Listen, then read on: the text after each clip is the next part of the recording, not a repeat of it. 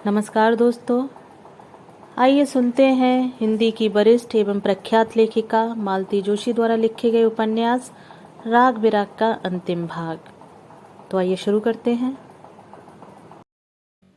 चैत की एक सुबह मुझे लगा कि मैं फिर माँ बनने वाली हूँ। भागी भागी मैं अपने डॉक्टर के पास गई।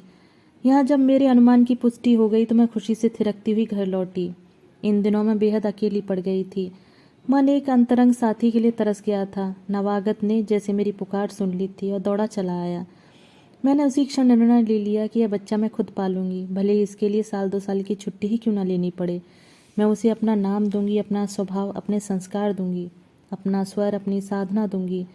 मैंने ईश्वर से प्रार्थना की कि आने वाला मेरा ही रूप रंग लेकर आए, ताकि मेरे श्याम सुंदर पर किसी और की नज़र ना पड़े। पर घर में इस नए प्राणी के आगमन की सूचना का उतनी गर्मजोशी से स्वागत नहीं हुआ। विविध भारती पर जब भी परिवार नियोजन के विज्ञापनों को सुनती तो लगता, छी, ऐसा भी कोई कहता होगा। पर अपने ही घर में उन संवादों की पुनरावृत्ति होते देख मैंने माथा पीट लिया। ये तो एकदम बौखला से गए। अरे, अभी से इस मुसीबत की क्या ज़रूरत थी। अभी तो घर की हालत ज़रा सुधरी है। इस नए खर्च के साथ फिर वैसी की वैसी हो जाएगी। 2-3 महीनों में मैं एक मशीन डालने की सोच रहा हूँ। इस नई जिम्मेदारी की अभी गुंजाइश ही कहाँ है। वैसे इतनी जल्दी भी क्या है, जिंदगी पड़ी है। मन बहलाने को एक खिलौना घर में है तो। पतिदेव का भाषण सुन लेने के बाद सास की प्रतिक्रिया जानने का उत्साह ही जाता रहा। जानती थी वे तो अपना वही राग अलापेंगी। घर में जवान जहान बहन ब्याहने को बैठी है और इन्हें चोचले सूझ रहे हैं। अम्मा जी हमेशा की तरह भुनभुनाई, पर इस बार स्वर दूसरा था। बोली, अच्छा तो है, रज्जो के ससुराल जाने से पहले जितने होने हैं हो जाएं। मेरे अकेले की बस का थोड़ी ही है। भगवान करे इस बार बेटा हो जाए तो झंझट खत्म हो। रज्जो के भरोसे पर ही तो लोग बात निश्चिंत हैं, नहीं तो अब तक कहीं बात ना चलाते। पर तब इनके लाड़लों के पोतड़े कौन धोता। नए युग की यही तो विडंबना है। सुविधा हो गई है तो लोग बहुत ज़्यादा सोचने लगे हैं। पहले जैसे आना होता था आ ही जाता था। उस समय आगत को लौटाना ही एक समस्या थी। तब तो ऐसा सोचना भी एक पाप था, समाज की, परिवार की दृष्टि में घोर अपराध था। अब तो 70 रुपए में गर्भपात के नयन रम्य विज्ञापनों से पत्रिकाएं भरी पड़ी हैं। अस्पतालों में इस काम के लिए विशेष सेल है। इसलिए एक बार मेरी स्वीकृति मिल जाने पर सारे काम आसान हो गए। कहा तो ये गया था कि सुबह भर्ती होइए और शाम को घर आ जाइए। पर या तो मैं मानसिक रूप से तैयार नहीं हुई थी या कहीं कोई भूल चूक रह गई थी। मुझे पूरे 6 दिन तक अस्पताल में रहना पड़ा था। घर लौटी तो लग रहा था कि किसी अंतहीन यात्रा से लौटी हूँ। शरीर का सारा खून जैसे किसी ने निचोड़ लिया था।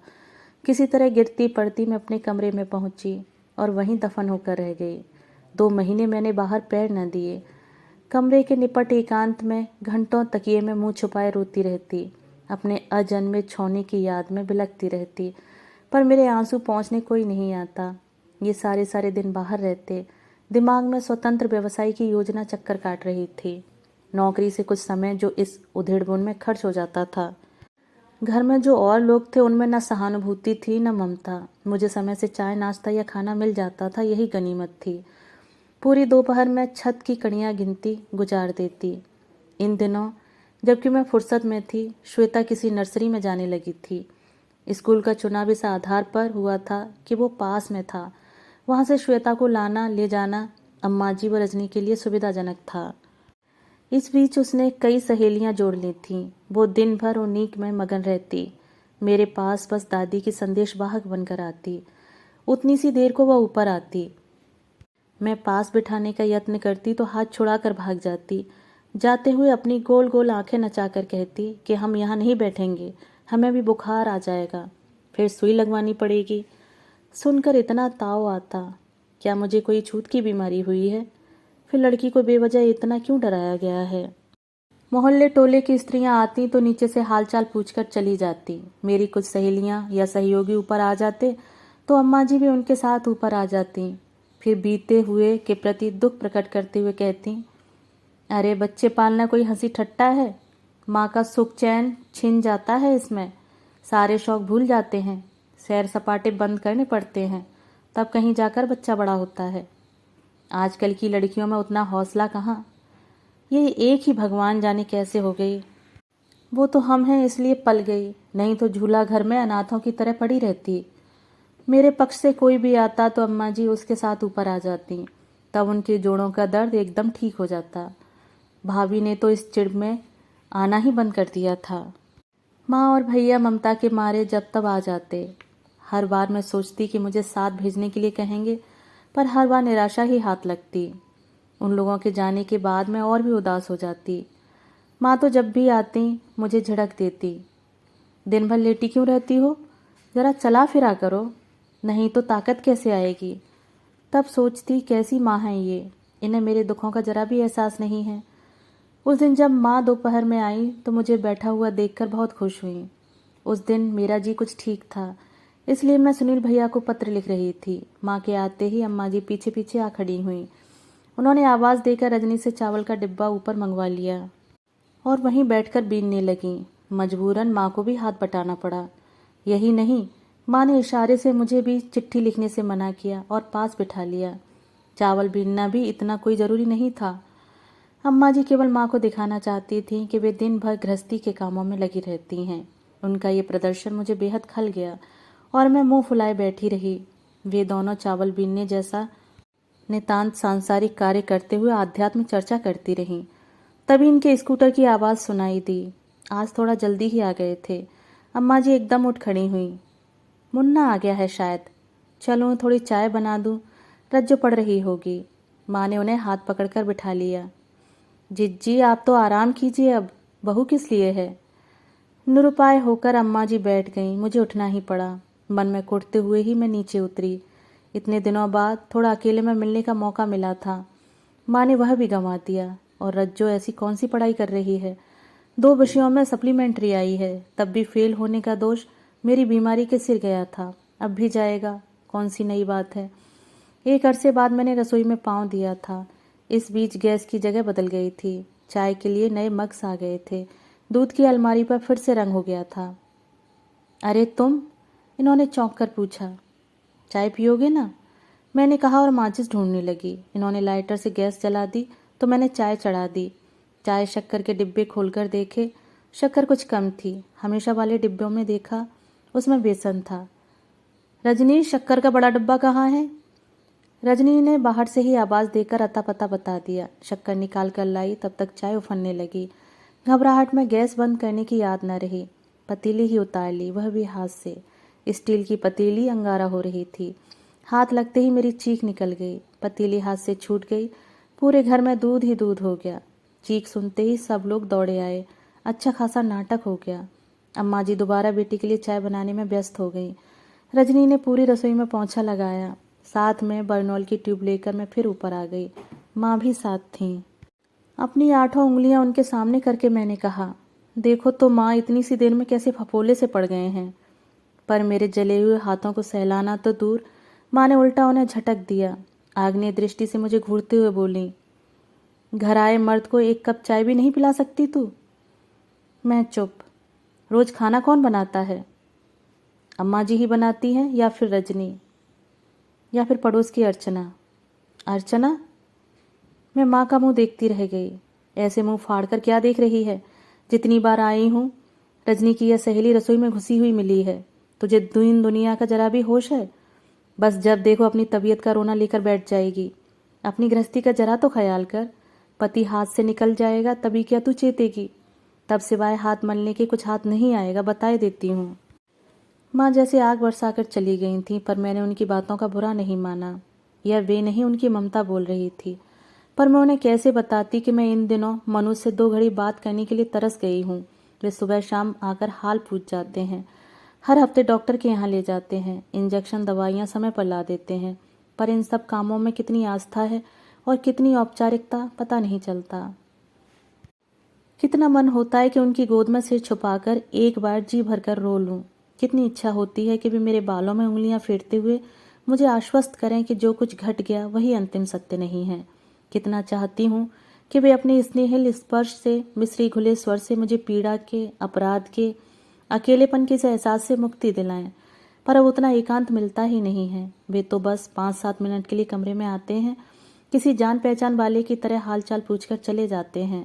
रात को मेरे पास रजनी सोती है। रजनी, जिसके साथ ननद भाभी का वो मधुर रिश्ता कभी कायम ना हो सका जो मुझ में और भाभी के बीच था। अब तक तो मैंने मन को समझा लिया था कि वे इन दिनों मुझसे जानबूझकर दूरी बनाए हुए हैं, पर माँ की बात मन को कुरेद गई। उस दिन मेरा टॉनिक लेकर आए तो मैंने हाथ पकड़कर पास बिठा लिया। हरदम क्या भागम भाग मचाए रहते हो, घड़ी भर तो पास बैठा करो। पर इससे पहले कि मैं कोई बात शुरू करूं, नीचे से आवाज़ आई, भैया चाय ठंडी हो रही है। आवाज़ सुनते ही वे एकदम उठकर खड़े हो गए। यहीं मंगा लेते ना। अरे नहीं, वो बेकार परेशान होगी, मैं ही ले आता हूँ। वे जो गए तो वहीं के होकर रह गए। फिर शायद कोई मिलने वाला भी आ गया। देर तक उनके कह कहे सुनाई देते रहे। मैं जली भुनी छत पर बैठी रही। रात को जब रजनी खाना लेकर आई तो मैंने खुद ही अपना मान तोड़ दिया। रजनी के जाते ही अपनी थाली उठाकर उसके पीछे पीछे मैं नीचे उतर आई। तीनों एक साथ खाने पर बैठे थे। अम्मा जी बड़े मनोयोग से दोनों बच्चों को परोस रही थीं। भाई बहन के परस्पर चुहलबाजी चल रही थी। मुझे एकदम अपने घर की याद आ गई। मुझे देखते ही तीनों ऐसे चौंके जैसे भूत देख लिया हो। उनका हास परिहास एकदम थम गया। अरे तुम नीचे क्यों आ गई? कुछ चाहिए था तो आवाज़ क्यों नहीं दे दी? अब जिंदगी भर क्या ऊपर ही बैठी रहूंगी? 8-10 दिन बाद ड्यूटी भी तो ज्वाइन करनी है। अभी से आदत तो डालनी पड़ेगी। फिर किसी ने कुछ नहीं कहा। मेरे लिए जगह बना दी गई। सब लोग चुपचाप कौर तोड़ने लगे। मैंने स्पष्ट अनुभव किया कि मेरे आ जाने से उन्हें असुविधा हो रही है। उनके आनंद में खलल पड़ गया है। अब समझ में आया कि क्यों मेरी चाय, मेरा खाना निर्विघ्न रूप से ऊपर पहुंचता रहा है। नहीं तो जैसा अम्मा जी का स्वभाव है, उन्होंने इस बात को लेकर अब तक तूफान मचा दिया होता। चुपचाप 4 निवाले गटक कर उठाई। पिता की गोद में सोई श्वेता को मैंने बिस्तर पर लेटाना चाहा, पर उसने नींद में भी मेरे हाथ झटक दिए। इस तरह सबसे उपेक्षित होकर हारी सी मैं अपने दड़बे में लौट आई। अगले दिन सुबह श्वेता अखबार देने आई तो मैंने पूछा, पापा क्या कर रहे हैं? नहा रहे हैं। नहा लें तो उनसे कहना मम्मी ने फ़ौरन बुलाया है। वे तौलिया लपेटे अंगोछे से सिर पोंछते हुए भागे भागे ही ऊपर आए। क्या हुआ? मुझे इत्मीनान से बैठा हुआ देखकर थोड़े से रुष्ट स्वर में बोले, यह कोई तरीका है? तुमने तो एकदम डरा दिया था। मैंने सोचा पता नहीं क्या बात है। कोई बात होगी तभी तुम मेरे पास आओगे। मतलब अब तुम्हें मेरे पास आने के लिए भी कुछ बहाना चाहिए। समझने की कोशिश करो कनू। I am so busy these days. Busy तो तुम हमेशा से हो, लेकिन फिर भी सबके लिए समय निकाल लेते हो सिवाय मेरे। उन्होंने कोई उत्तर नहीं दिया। क्या मेरा कोई हक नहीं है? वे चुप। मैं अपनी बात कहूँ तो कहूँ किससे? वे खिड़की के पार देखते रहे। मैं क्या कह रही हूँ सुन भी रहे हो? एक बार इधर देखो तो। क्या देखूं? उन्होंने खींचकर कहा और पलटकर मुझे इस तरह घूरकर देखा कि मैं सहम गई। मैंने अपनी दृष्टि हटा ली। वहां से हटते ही मेरी आंखें ड्रेसिंग टेबल के बड़े से आईने पर टिक गईं। दर्पण में हम दोनों एक साथ प्रतिबिंबित हो रहे थे। उनका सद्य श्रांत सुडौल सुदर्शन शरीर और उसके बगल में खड़ी मैं, मृत्यु के मुख से लौटी एक जर्जर काया, बिखरे बाल, बासी चेहरा, चेहरा जो सुंदर तो कभी भी नहीं था, पर इस समय तो असुंदरता की सीमा छू रहा था। नहीं, दर्पण में हम दोनों की दृष्टि टकराई। जो मैंने देखा उसे वे भी अनदेखा नहीं कर सके। दोनों परछाइयों का वैपन्य उनकी आंखों में अभी प्रतिबिंबित हो रहा था। एक ऊब, एक बेजारी, एक वितृष्णा के साथ मेरे प्रतिबिंब को घूर रहे थे वे। नहीं, मैं जोर से चीखी और मैंने एक मुक्का आईने पर दे मारा। दूसरे ही क्षण मुझे अंधेरे के अजगर ने ले लिया। होश आया तो सिर बहुत भारी लग रहा था। हाथ से छूकर देखा, वहाँ भारी सा बैंडेज बंधा था, इतना भारी कि उसके बोझ से सिर फटा जा रहा था। मन हुआ कि दोनों हाथों से उसे उतार कर फेंक दूं, पर दूसरा हाथ उठा ही नहीं। दाहिने हाथ की हथेली पर भी पट्टी बंधी हुई थी। चेहरा खिंचा खिंचा सा लग रहा था। उंगलियों से छूकर देखा, बाईं आंख के ठीक नीचे भी एक पट्टी चिपकी हुई थी। माँ, मैंने क्षीण स्वर से पुकारा। उस नीम बेहोशी की हालत में भी समझ गई थी कि मेरे शरीर पर इतने प्यार से हाथ फेरने वाला कौन है। माँ, क्या है बेटे, कैसा जी है अब? सिर फटा जा रहा है माँ। टाँके कसक रहे होंगे। बिटिया, थोड़ी देर में आराम आ जाएगा। टाँके? मुझे टाँके लगे हैं? हाँ, 4 टाँके आए हैं। वो तो कहो कि आँख बच गई। माँ, मेरे हाथ में क्या हो गया है? माँ ने इस बार जवाब नहीं दिया, चुपचाप मुझे थपथपाती रही। माँ, कनू अब थोड़ा सोने की कोशिश करो। नींद में हीलिंग जल्दी होती है। यह बड़े भैया की आवाज़ थी। भैया, मेरी गुड़िया श्वेता कहाँ है? वह पार्क गई है। बड़ी देर बाद मनोज उसे लेकर आए। देखो बेटे, मम्मी बुला रही हैं। पर उसने मेरी ओर देखा ही नहीं, पापा के कंधे से चिपकी रही। आजा मेरी गुड़िया, मेरे पास आ। इसे मेरे पास बिठा दीजिए ना प्लीज़। वे उसे लेकर झुके पर उसने उन्हें कसकर पकड़ लिया। भैया ने उसे ज़बरदस्ती मेरे पास बिठा दिया। जैसे ही मैंने उसे अंक में भरना चाहा, वो चीख उठी। डर लगता है पापा, हमें डर लगता है। और उसने अपनी दोनों हथेलियों से मुंह ढांप लिया। पापा ने जैसे ही उसे उठाया, वो किसी भयभीत व्यक्ति की तरह उनसे चिपक गई। वे चुपचाप उसे लेकर बाहर चले गए। मैं आंखें फाड़े उन्हें देखती रह गई। फिर मेरी आंखें पथरा गईं, हाथ पांव ऐंठ गए। कानों में एक ही बात हथौड़े की तरह बार बार चोट करती रही। डर लगता है। श्वेता को मम्मी से डर लगता है, अपनी मम्मी से। इस बार आँख खुली तो मैं अस्पताल में थी। पीहर का पूरा कुनबा मुझे घेरे हुए था। यहाँ तक कि सुनील भैया, अनिल भैया भी थे। मेरी तबीयत देखने इतनी दूर से दौड़े चले आए थे। सबके सब मेरे लिए व्याकुल थे, मेरी हर इच्छा पूरी करने को आतुर, मेरा हर शब्द झेलने के लिए तत्पर। उस भीड़ में जिन्हें खोज रही थी वे नजर नहीं आए। 2 दिन तक मेरी आंखें दरवाजे पर ही लगी रहीं। जब भी आहट होती मुझे लगता वे ही आए हैं, पर वह कोई तीसरा ही होता। हताशा से मैं मुंह फेर लेती। उस आगंतुक के औपचारिक प्रश्नों का उत्तर भी न देती। तीसरे दिन मुझसे नहीं रहा गया, भाभी से पूछ ही लिया। भाभी, वे दिखाई नहीं दिए। वे इलाहाबाद गए हैं अपने मामा के यहाँ, अम्मा जी को छोड़ने। और श्वेता, वह भी साथ गई है। दरअसल उसी के लिए गए हैं। उस दिन वह थोड़ा डर गई थी, भाभी ने कहा, और एकदम जबान काट ली। शायद रजनी के लिए कोई लड़का देखने गए हैं, 2-4 रोज में लौट आएंगे। भाभी ने शायद गलत सुना था। इलाहाबाद में इनके कोई मामा जी नहीं थे। फिर तो रजनी के लिए लड़का देखने की बात ही ठीक थी। पर क्या इसी समय जाना जरूरी था? या फिर जैसा कि भाभी गलती से कह गई थी, श्वेता को कहीं घुमा लाने के लिए निकल गए हैं? क्या सचमुच वह इतना डर गई थी? क्या सचमुच मैं इतनी डरावनी लग रही हूँ? पर आईने में अपनी शक्ल देखने की हिम्मत ही न पड़ी। भाभी से मैंने किसी तरह की जिरह नहीं की। चुपचाप बिस्तर पर पड़ी पड़ी घर जाने के दिन गिनने लगी। अस्पताल से जिस दिन छुट्टी मिली मैं बहुत प्रसन्न थी। पिछली सारी कड़वाहट भुलाकर मैंने एक नई जिंदगी शुरू करने का निश्चय कर लिया था। पर टैक्सी जब अपने पुराने घर पर रुकी तो मैं चौंक पड़ी। आप लोग मुझे यहाँ क्यों लाए हैं? पहले भीतर तो चलो, भैया ने डांट लगाई।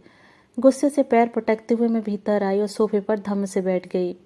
कहाँ तो मैं यहाँ आने के लिए तरस रही थी, और अब यहाँ आते ही दिमाग गर्म हो गया। आप लोग मुझे यहाँ क्यों ले आए हैं? तो क्या करते? वे अभी लौटे नहीं हैं क्या? लौट भी आए हों तो हम तुम्हें वहाँ नहीं भेजेंगे। क्यों? क्योंकि तुम्हें पागल खाने भेजने की वहाँ पूरी तैयारी हो चुकी है। क्या? तुम्हारी पूजनीय सास सब जगह प्रचार करती फिर रही है कि तुम्हें ऐसे दौरे हमेशा से पड़ते हैं। तुम्हारी वजह से उन लोगों का जीना हराम हो गया है। कभी भी कुछ भी कर बैठती हो। किसी दिन उल्टा सीधा हो गया तो उन लोगों को जेल जाना पड़ेगा। तुम्हारे इन्हीं लक्षणों से बच्ची तुम्हारे पास तक नहीं फटकती। क्या? मेरे हाथ पांव फिर ऐंठने लगे, जुबान तालू से चिपक गई, पुतलियां चढ़ गईं। भैया ने एकदम आगे बढ़कर मुझे कसकर पकड़ लिया और कड़क कर कहा, ये क्या पागलपन है कनू?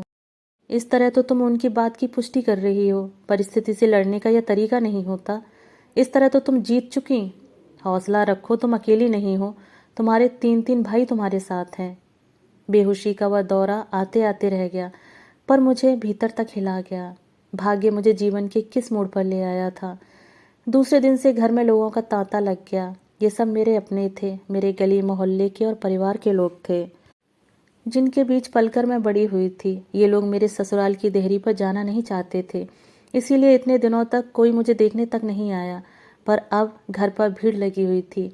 उनकी सहानुभूति, उनकी ममता बड़ा सुकून दे रही थी। इतने सारे लोग मेरे दुख से व्याकुल हैं, यह एहसास ही बड़ी तृप्ति देने वाला था। खबर मिलते ही पंडित जी भी आए। आते ही बोले, यह क्या है बिटिया? वहाँ तो सबके चेहरे पर लक्ष्मी का तेज चढ़ रहा है, और घर की लक्ष्मी का क्या हाल है? कौन सी लक्ष्मी? क्या मेरी शक्ल आपको लक्ष्मी की सी लगती है? मैं तो चुड़ैल हूँ। मेरी अपनी बच्ची भी मुझसे डरने लगी है। और कहते कहते मेरी रुलाई फूट पड़ी। 2 दिन में 2500 लोग आए थे। सबने इसी तरह दुख और आश्चर्य व्यक्त किया था, पर सबके सामने मैं धीर गंभीर बनी रही।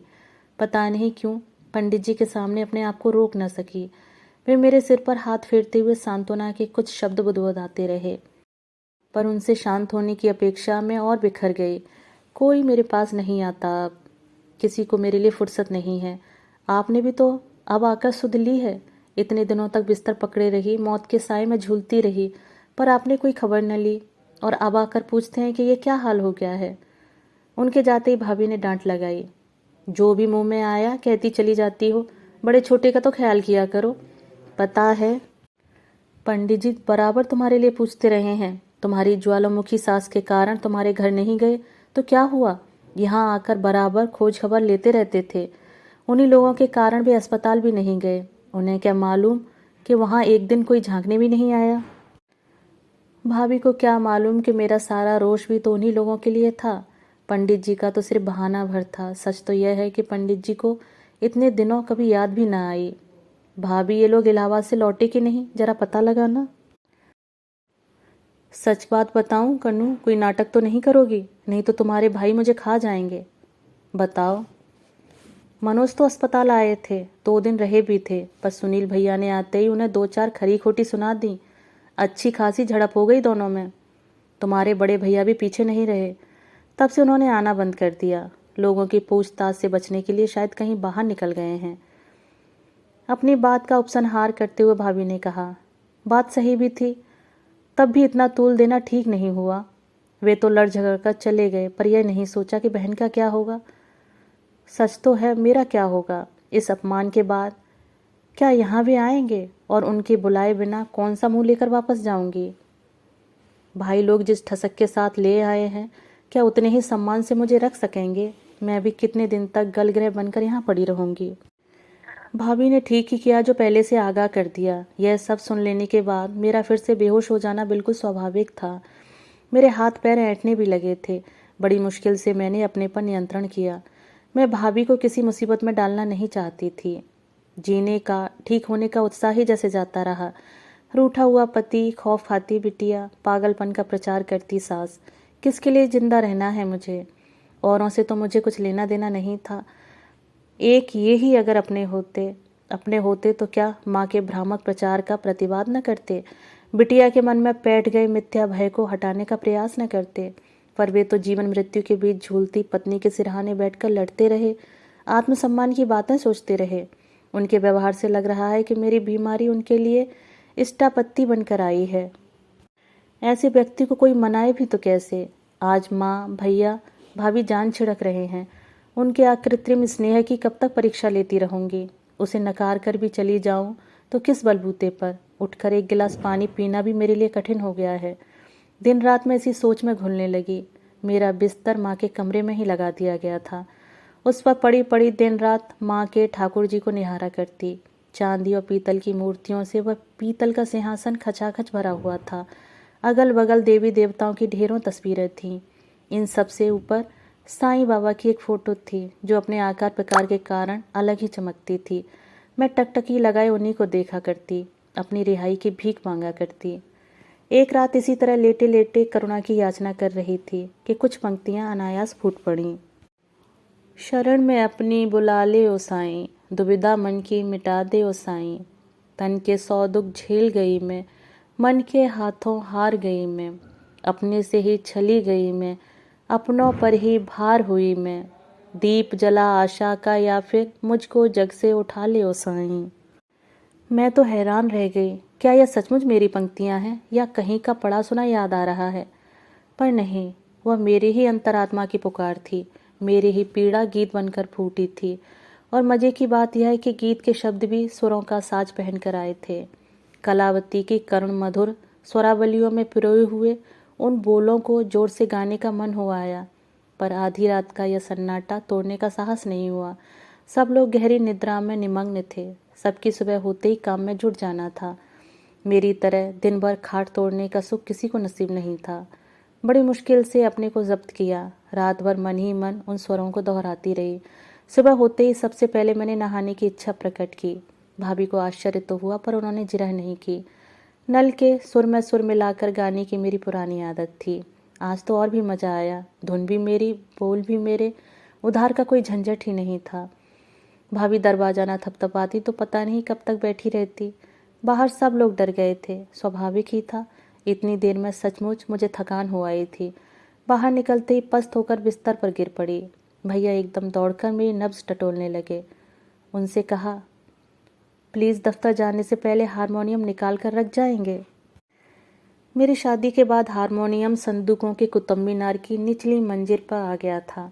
माँ ने तो तानपूरे के साथ इसे भी ले जाने के लिए कहा था, पर मैंने ही मना कर दिया था। भैया मौज में आकर कभी कभार कुछ गुनगुना लेते थे। उनका यह सुख छीनने का मन न हुआ। दिन भर मैं हारमोनियम पर उंगलियां फेरती रही। उसे बजाते हुए मेरी सांस भी धौंकने की तरह बज उठती। फिर मैं थोड़ी देर को लेट जाती। जरा सा आराम आते ही फिर उठ बैठती। अपनी ही बनाई धुन पर मैं मुग्ध हुई जा रही थी। माँ मुझे देख देख कर खुश हो रही थी। कोई जिद्दी बच्चा घड़ी भर को खिलौनों में रम जाए तो माँ को जैसी खुशी होती है, बस वैसी ही खुशी माँ को थी। मोहल्ले के शुक्ला जी के यहाँ से संकट सोमवार के प्रसाद का निमंत्रण आया तो मुझे याद आया कि आज सोमवार है, मतलब पंडित जी आज अवश्य आएंगे। नीलकंठेश्वर जाते हुए वे अवश्य घड़ी भर को रुककर हालचाल पूछ जाते हैं। शाम को तैयार होकर मैं घड़ी की ओर दृष्टि लगाए बैठी रही। वे आते ही बोले, आज तो बहुत प्रसन्न लग रही हो बिटिया, क्या बात है? एक भजन बनाया है, सुनेंगे? जरूर। वे कुर्सी खींचकर बैठ गए। बल्कि मैं तो तुमसे कहने वाला था कि रोज सुबह एक दो भजन गाने का नियम बना लो। देखो 15 दिन में तुम्हारी सेहत बन जाएगी। मैं हारमोनियम लेकर बैठ गई। सारा घर मेरे आसपास इकट्ठा हो गया। सबके चेहरे पर एक अपूर्व उल्लास था। मैं बड़ी देर तक उंगलियां फेरती रही। बाजे के स्वर साईं को पुकारते रहे, पर मेरे गले से आवाज ही न निकली। कमजोर हो अभी, दोनों काम एक साथ न कर सकोगी, लाओ मुझे दो। वे वहीं मेरे पास दरी पर बैठ गए। मेरी धुन को उन्होंने बड़ी सहजता से उठा लिया और उनकी उंगलियों से रस के सोते फूट पड़े। गाओ बिटिया। पर बिटिया गाती क्या खाक, आवाज़ तो निकले। सुबह बाथरूम में कितना सुंदर समा बन गया था। उस समय सचमुच मैंने गाया था या नल की धार में अपनी आवाज़ को आरोपित कर दिया था? थोड़ी नीचे से उठा लें।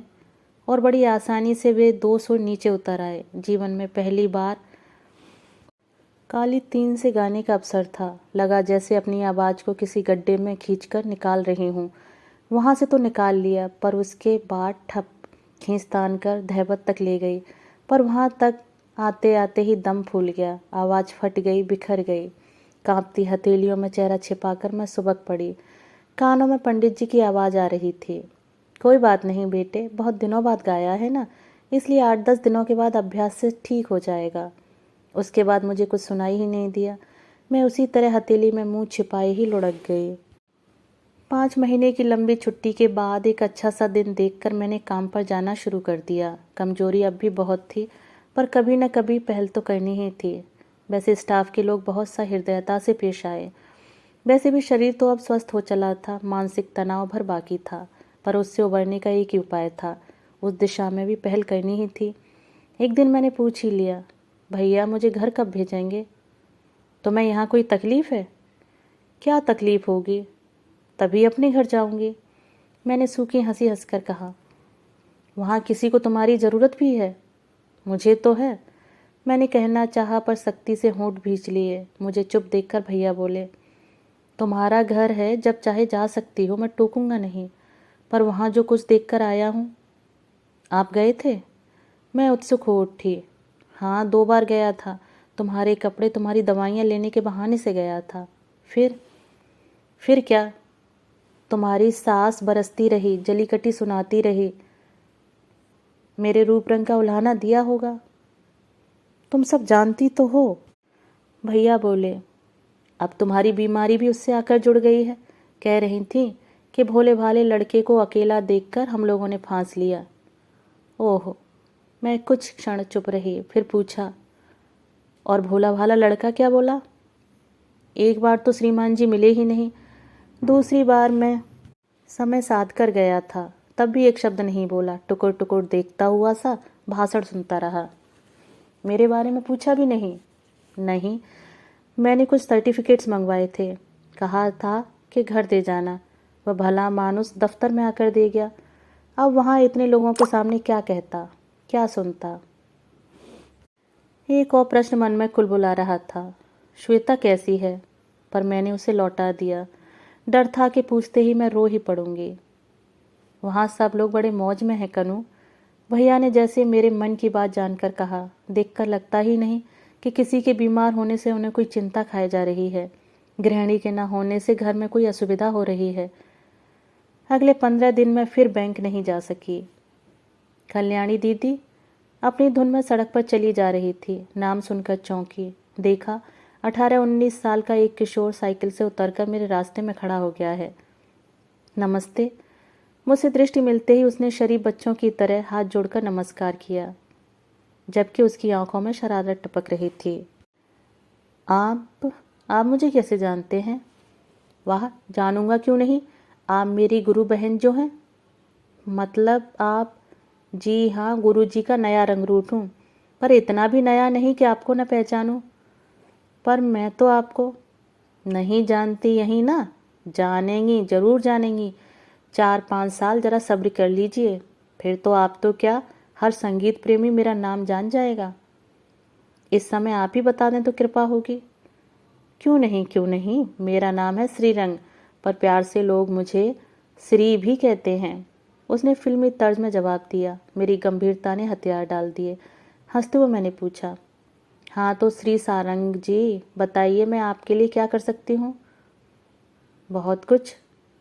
मतलब कल दोपहर को बगीचे में भोजन के लिए पधार कर मेरा श्रम सार्थक कर सकती हैं। कल क्या है? गुरु पूर्णिमा है, गुरुजी का जन्मदिन है।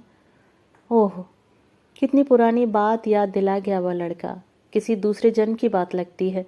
अब तो 5 साल में आदमी इतना बदल जाता है। गुरु घर के ये 2 ही 3 उत्सव होते थे। एक बड़ी गुरु पूर्णिमा थी जो आषाढ़ में पड़ती थी। इसका आयोजन हम सब शिष्य मिलकर ही करते थे। महीने भर पहले से तैयारी शुरू हो जाती थी। सुबह गुरु पूजा, होम हवन, शाम को महफिल।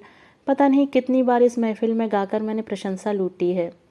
एक होती थी गुरु अष्टमी, माघ महीने में पड़ती थी। इसका आयोजन पंडित जी स्वयं करते, क्योंकि यह उनके गुरु महाराज की पुण्यतिथि होती थी। इस दिन संगीत प्रतियोगिताएं होती थी। पंडित जी विजेताओं को अपनी ओर से पुरस्कार बांटते थे। इस विशिष्ट कार्यक्रम से सरस्वती वंदना गाने का सम्मान मुझे वर्षों से मिलता रहा। एक और गुरु पूर्णिमा होती थी, कार्तिक पूर्णो। यह पंडित जी का जन्मदिन था। एक तरह से यह जिया का ही उत्सव था। वे कथा करवाती और नए पुराने शिष्यों को निमंत्रित करती। पंडित जी अपने शिष्यों से बंधी बंधाई फीस नहीं लेते थे। जिसे जो देना होता उन्हीं पर्वों पर दे देता। किसने क्या दिया, कितना दिया, इसकी कभी चर्चा नहीं होती थी। माँ को पंडित जी से ज़्यादा जिया पर आस्था थी, इसीलिए वे हर साल एक अच्छी सी साड़ी सौगात में भेजती। विवाह के बाद 1 आध साल तो मैं इन आयोजनों में गई, वहाँ गाया भी, पर धीरे धीरे सब छूटता गया। इस निमंत्रण की अवहेलना असंभव थी, पर जाती भी तो किस मुंह से। उस दिन के लज्जास्पद प्रसंग के बाद क्या पंडित जी का सामना कर सकूंगी? वे तो जीवन भर अपनी आत्मा का संगीत निरपेक्ष भाव से लुटाते रहे हैं, पर उनके इस दिव्य दान का मैंने कैसा मजाक बना डाला। क्या इसके बाद भी मुझे शिष्य कहलाने का अधिकार रह जाता है? छुट्टी थी, फिर भी मैं बगीची नहीं गई। मैंने माँ को हवा भी नहीं लगने दी। उनके लिए गुरु ईश्वर से भी बढ़कर होता है, चाहे वह आध्यात्म का हो या संगीत का। भनक भर पा जाती तो भेजकर ही दम लेती। गुनगुनी धूप में बैठकर बाल सुखा रही थी कि वह आकर खड़ा हो गया। यमदूत की तरह कमर पर दोनों हाथ रखकर बोला, चलिए। देखो श्रीरंग, ऐसा है। मैं बहाना टटोलने लगी। मेरी बात काटकर वह बोला, कल मैंने अपना पूरा परिचय नहीं दिया था। गुरुजी का चेला तो हूँ ही, पर उससे पहले माँ का लंगूर हूँ। आपको लाने की आज्ञा हुई है, लेकर ही जाऊँगा। अगर ना जाना चाहूँ तो उठाकर ले जाऊँगा। देखो श्रीरंग, तुम जानते हो मेरी तबीयत ठीक नहीं है। अभी खाना पीना। वहाँ क्या कोई खाने के लिए जाता है? तुम्हें मालूम है मैं इतने दिनों से घर पर बैठी हुई हूँ। खाली हाथ वहाँ जाते अच्छा नहीं लगता। वहाँ क्या सिर्फ देने के लिए ही जाते हैं? तो फिर आप मुझसे पूछ रही हैं? वह एकाएक उत्तेजित हो उठा। वहाँ कोई आपके लिए पथ्य का खाना बनाकर बैठी है तो किस लिए? आपकी तबीयत का हाल जानने के लिए मुझे भेजा है तो किस लिए? जानती हैं, मुझे अपनी खड़खड़िया साइकिल भी न लाने दी। बोली बीमार है, रिक्शे में लेकर आना, और यह सब भी किस लिए कर रही हैं? क्या इसलिए कि आप जाते हुए 150 रुपये या एक आध जोड़ी धोती लेकर जाएंगी? वाह दीदी, ममता की क्या कद्र की है आपने। मैं तो आपको बहुत समझदार मानता था। उसकी तमतमाई आवाज़ भीतर तक भी पहुंची होगी। माँ और भैया घबराकर बाहर निकल आए। क्या हुआ? कुछ नहीं। वह एकदम अबोध शिशु सा सौम्य हो आया। गुरु महाराज का जन्मदिन है आज। जिया ने दीदी को भोजन पर बुलाया है। अच्छा, तभी। भैया बोले, कल दफ्तर से लौटते हुए देखा था, तमाम झंडी पताकाएं लगी हुई हैं। मैंने सोचा कि मंदिर में कोई उत्सव होगा। उत्सव तो है ही। गुरु महाराज का 75वां जन्मदिन है। हम अमृत महोत्सव मना रहे हैं। अरे बेटा, माँ बोली, तुम्हारी दीदी इन सब कामों में अगुआ हुआ करती थी। बेचारी बीमारी के कारण पस्त हो गई है। फिर मुझसे बोली, जा बेटे तैयार हो जा। अब मना करने का कोई सवाल ही नहीं था। चुपचाप जाकर कपड़े बदल लिए। चलने लगी तो भैया ने हाथ में एक लिफाफा पकड़ा दिया। उसमें 11 थे, 21 थे या 101, मैंने जानने की कोशिश नहीं की। पहले यह दायित्व बाबूजी निभाते थे। उनके बाद बड़ी सहजता से यह काम भैया ने अपने ऊपर ले लिया था। सड़क पर आते ही उसने कहा, वह जो आप साथ लेकर आई हैं मेहरबानी करके पर्स में ही रखिएगा, नहीं तो हंगामा हो जाएगा। क्यों? इसलिए कि मैं नहीं चाहता कि आपको किसी किस्म का घाटा हो। पहले आप इत्मीनान से बाजार भाव मालूम कर लीजिए, तब तय करेंगे कि जो कीमत आप अदा कर रही हैं वह। श्री, मैंने तड़प कर उसकी बाजू थाम ली। पता नहीं यह मेरा स्पर्श था या मेरी आवाज़, पर वह पिघल गया। भीगे हुए स्वर में बोला, आपको मैं क्या समझाऊं? आप तो मुझसे हर प्रकार से श्रेष्ठ हैं दीदी। एक बात बताइए, यहाँ आकर हम जो पाते हैं, क्या सचमुच उसका मोल कभी दे पाते हैं? मैं ठिठक कर खड़ी हो गई। इच्छा हुई कि बीच रास्ते में उस बित्ते भर के लड़के के पैर छू लूं, आशीर्वाद मांग लूं। मुझे तो पता भी नहीं था कि गोबर मिट्टी से लिपे पुते उन 2 कमरों में मेरी चेतना का एक अंश छूट गया है। वहां पहुंचते ही जो मुझसे लिपट गया और बिलख कर कैफियत मांगने लगा कि इतने दिनों तक मैं यहाँ कहाँ रह गई थी। जिया की परिचित रसोई में पहुँचते ही मैं भूल गई कि अब मैं भी माँ बन गई हूँ। वे जब मनोहार करके मेरे लिए विशेष रूप से बनाया गया दाल भात फुल्के आदि परोसने लगी तो मैं एकदम बच्ची बन गई और कचौड़ी के लिए, अचार के लिए जिद करने लगी। उन्होंने जब कसकर एक डांट लगाई तो मेरा बचपन जैसे लौट आया। सारे रास्ते यही सोच बनी हुई थी कि पंडित जी के सामने क्या मुंह लेकर जाऊंगी, पर यहाँ आते ही सारा संकोच बिला गया। वे बाहर वाले कमरे में अपने नए पुराने शिष्यों से घिरे बैठे थे। उनके सुसज्जित आसन के पास भेंट सामग्री का अंबार लगा हुआ था। मैंने उन सबको अनदेखा करके निसंकोच उनके चरणों में मत्था टेक दिया। अपना बरद हस्त मेरे सिर पर फेरते हुए जब उन्होंने आशीर्वाद दिया, तब लगा ही नहीं कि मैं एक अकिंचन, अनिकेत, असहाय स्त्री हूँ, दूसरों की करुणा पर पलने वाली एक अबला नारी हूँ। चलते समय उन्होंने कहा था, बिटिया जब भी मन उदास हुआ करे यहाँ चली आया करो। उनके इन शब्दों को उनका दुलार मानकर मैं गदगद हो आई थी, पर तब यह नहीं सोचा था कि उनकी अंतर्दृष्टि ने मेरा भविष्य देख लिया है और इसीलिए मुझे अभय दे रहे हैं। किसे पता था कि उनके इस निमंत्रण को इतनी जल्दी साकार करना पड़ेगा। दशहरा आकर चला गया था। दिवाली भी यूं ही बीत गई थी। शरीर से मन से इतना टूट गई थी कि कमरे में मुंह छिपाए पड़ी रही। मेरी वजह से भैया भाभी का त्योहार भी फीका रहा। निखिल, नीता ने जी भरकर पटाखे चला सके न हुड़दंग मचा सके, पर कैलेंडर में जनवरी की 8 तारीख देखते ही मेरा मन मचल गया। यह श्वेता का जन्मदिन था। एक ही शहर में रहते हुए मेरी बच्ची अनाथों की तरह उपेक्षित रहे, जन्मदिन पर माँ का आशीर्वाद न पा सके, यह मुझसे सहन नहीं हुआ। घर पर मैंने केवल यही बताया कि शाम को लौटने में देर हो जाएगी। पूरी बात बता देती तो शायद भैया मुझे जाने न देते या स्वयं साथ आने का आग्रह करते। दोनों ही बातें मुझे स्वीकार्य नहीं थीं। ऑफिस से मैं सीधे बाजार गई। नेट की एक गुलाबी फ्रॉक खरीदी, टॉफ़ी का एक बड़ा सा डिब्बा लिया जिस पर नर्सरी राइम्स लिखी हुई थी, और अंत में शरबत पीती हुए एक गुड़िया भी खरीदी। ये सारी खरीदारी करते हुए मन आनंद और उल्लास की तरंगों पर झूलता रहा। उन्हीं तरंगों पर चढ़कर मैंने रिक्शे वाले को अपने घर का पता दिया। मैं स्वयं तो वहाँ पता नहीं कब से पहुँच गई थी। रिक्शा जैसे ही आखिरी मोड़ पर मुड़ा, लाउड स्पीकर का कर्कश संगीत कानों में टकराया। हैरत तो यह थी कि डिस्को गान मेरे ही छज्जे से निस्सृत हो रहा था। घर के बाहर छोटा सा चंदोवा तना था जिसमें करीने से कुर्सियां लगी हुई थीं। नीचे गमले और ऊपर गुब्बारे लगे वातावरण को सुशोभित करने का प्रयास किया गया था। मेरी नीली चंदेरी साड़ी पहने रजनी गेट के सामने अल्पना मोड़ रही थी। अपना घर समझकर बैंक से सीधे चली आई थी। अब इस सजे समरे महल को अपनी उपस्थिति से बदरंग करने का मन नहीं हुआ। स्वागत की आशा वैसे भी नहीं थी, केवल मेरा माँ का मन मुझे यहाँ खींच ले गया था। पर जिसके लिए अपना मान सम्मान ताक पर रखकर चली आई थी, क्या वह भी मेरी ममता को समझ सकेगी या पहले की भांति झड़क देगी? औरों की अवहेलना तो मैंने झेल ली, पर क्या उसका तिरस्कार सह पाऊंगी? रजनी जब तक मुड़कर पीछे देखती, मैंने रिक्शा लौटा दिया था। घर लौटने का भी मन नहीं हुआ, सीधे बगीचे में आ गई। मध्य आरती का समय था। इक्का दुक्का भक्तगण जुड़ आए थे। रेशमी धोती पहने पंडित जी श्री रघुनाथ जी की आरती उतार रहे थे। मेरा मन 10-15 साल पीछे लौट गया। ऐसी एक सांध्य बेला में बाबूजी गुरु चरणों में डाल गए थे। कितनी उमंग से मैंने दीक्षा ली थी, कितनी आशा से उन्होंने अनुग्रह किया था। उसके बाद चरणामृत देते समय पंडित जी ने मुझे देखा। अरे बिटिया तुम? मैं फीकी सी हंसी हंस दी। चलो कमरे में चलकर बैठो, हम आते हैं। जिया को पुकारते हुए ही मैं घर में दाखिल हुई, पर उनका कहीं पता न था। उनकी रसोई में श्री महाराज खटर पटर करते नजर आए। क्या हो रहा है? वह बुरी तरह चौंक गया, पर मुझे देखते ही उसका चेहरा एक सरल हंसी से उद्भासित हो उठा।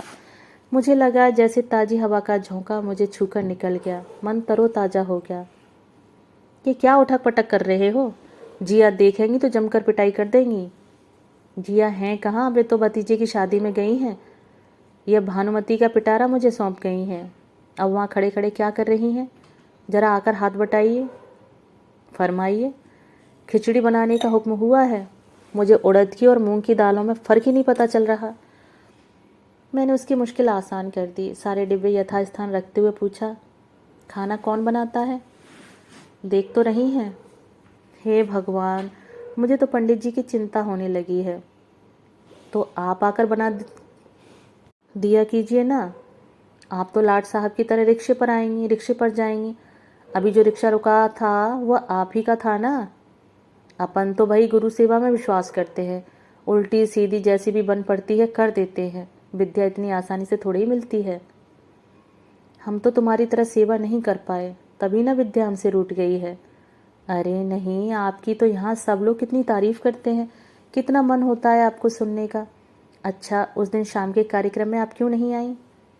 तुम्हारे डर से। कहीं मुझे उठाकर मंच पर बिठा देते तो फजीयत होती कि नहीं। चलिए इस बार माफ़ कर दिया, पर गुरु अष्टमी के दिन नहीं छोड़ूंगा, कह देता हूँ। अब तो मैंने घर भी देख लिया है, वहीं से उठा कर ले आऊँगा। क्यों रे, बिटिया को क्यों परेशान कर रहा है? पंडित जी एकदम सामने आकर खड़े हो गए तो वह सकपका गया। उसकी घबराहट का मजा लेते हुए मैंने कहा, मुझे धमकी दे रहा है कि अष्टमी के उत्सव में नहीं आई तो घर से उठा ले जाऊंगा। तब तो तुम तैयारी में रहना बिटिया, यह दुष्ट ग्रह एक बार पीछे पड़ गया तो खैर नहीं है। उसने भागने का मौका ढूंढा। गुरुजी दही ले आऊं? ले आओ, पर जरा जल्दी आना, फिर कनू को छोड़ने भी जाना है। रिक्शा लेता आऊं? उसने मासूमियत से पूछा और मेरी ओर देखकर शरारत से मुस्करा दिया। बहुत शरारती है। उसके जाते ही मैंने कहा, अरे बहुत, तुम्हारी जिया यहाँ होती तब देखना। दोनों की जुगलबंदी सुन सुनकर मेरे कान पक जाते हैं। नया ही आया है ना, किसका लड़का है?